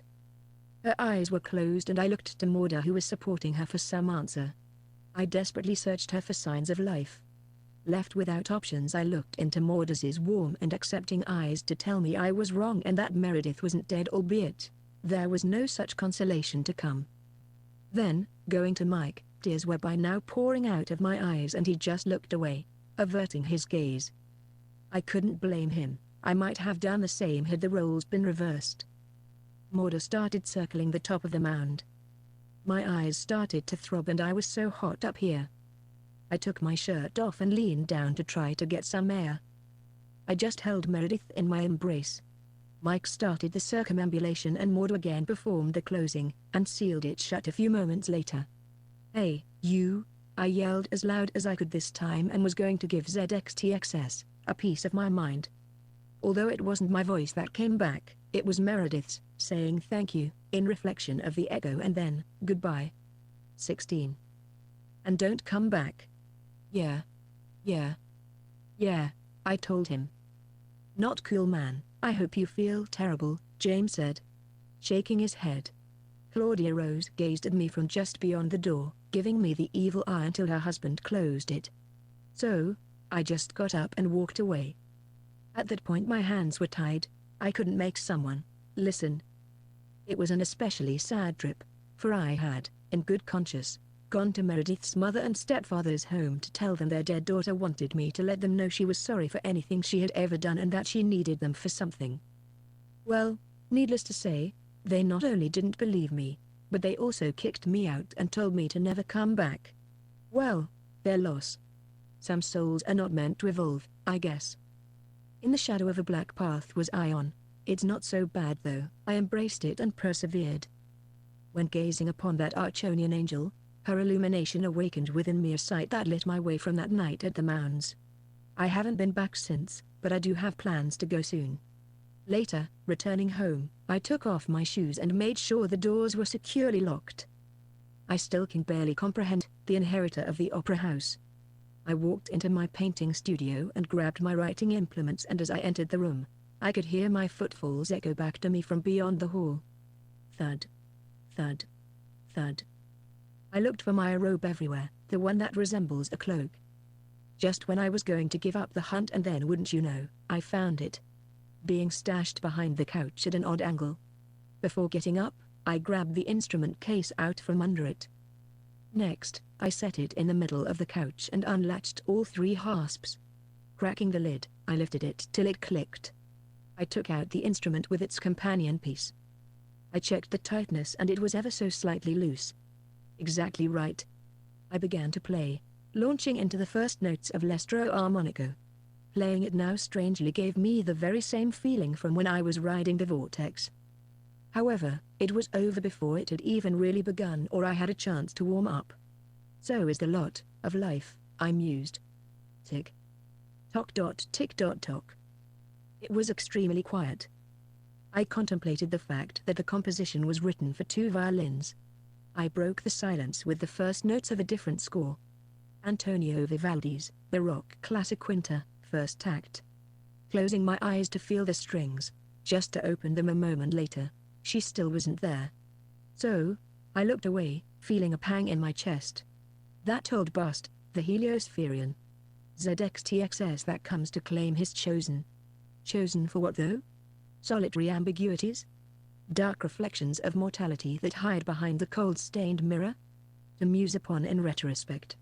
Well, I suppose that if something is to be gained, even if it's more of an aesthetic principle, so, it comes in vivid glimpses in the form of splendorous epiphanies of the sort that is usually understood in small realizations in the realm of tomorrow. The seeds that are sown today bear a never resemblance to those consequences that are rent for what's to come. I started to imagine that out in the seats, listening or watching, she would be there. Invoking her presence with everything that was buried within, clawing from without my undying soul, breathing her into existence. She would be there, through the fog of vast particles of photons that remember. It remembers only the most subtle illuminations, thus enabling her psychological impression to become manifest amid my current sphere of existence. A dark hair and figure sent a bolt of adrenaline into my heart, it seemed. A light tempest spent itself into animation, kicking up a small furor of atoms that began to coalesce, crashing together, forming matter. When I had finished the final note, I knew she would be veiled in shadow, out in the seats of the old opera house. Then slowly, she started clapping as I turned around. Obscure reflections at dawn. Jack Clark.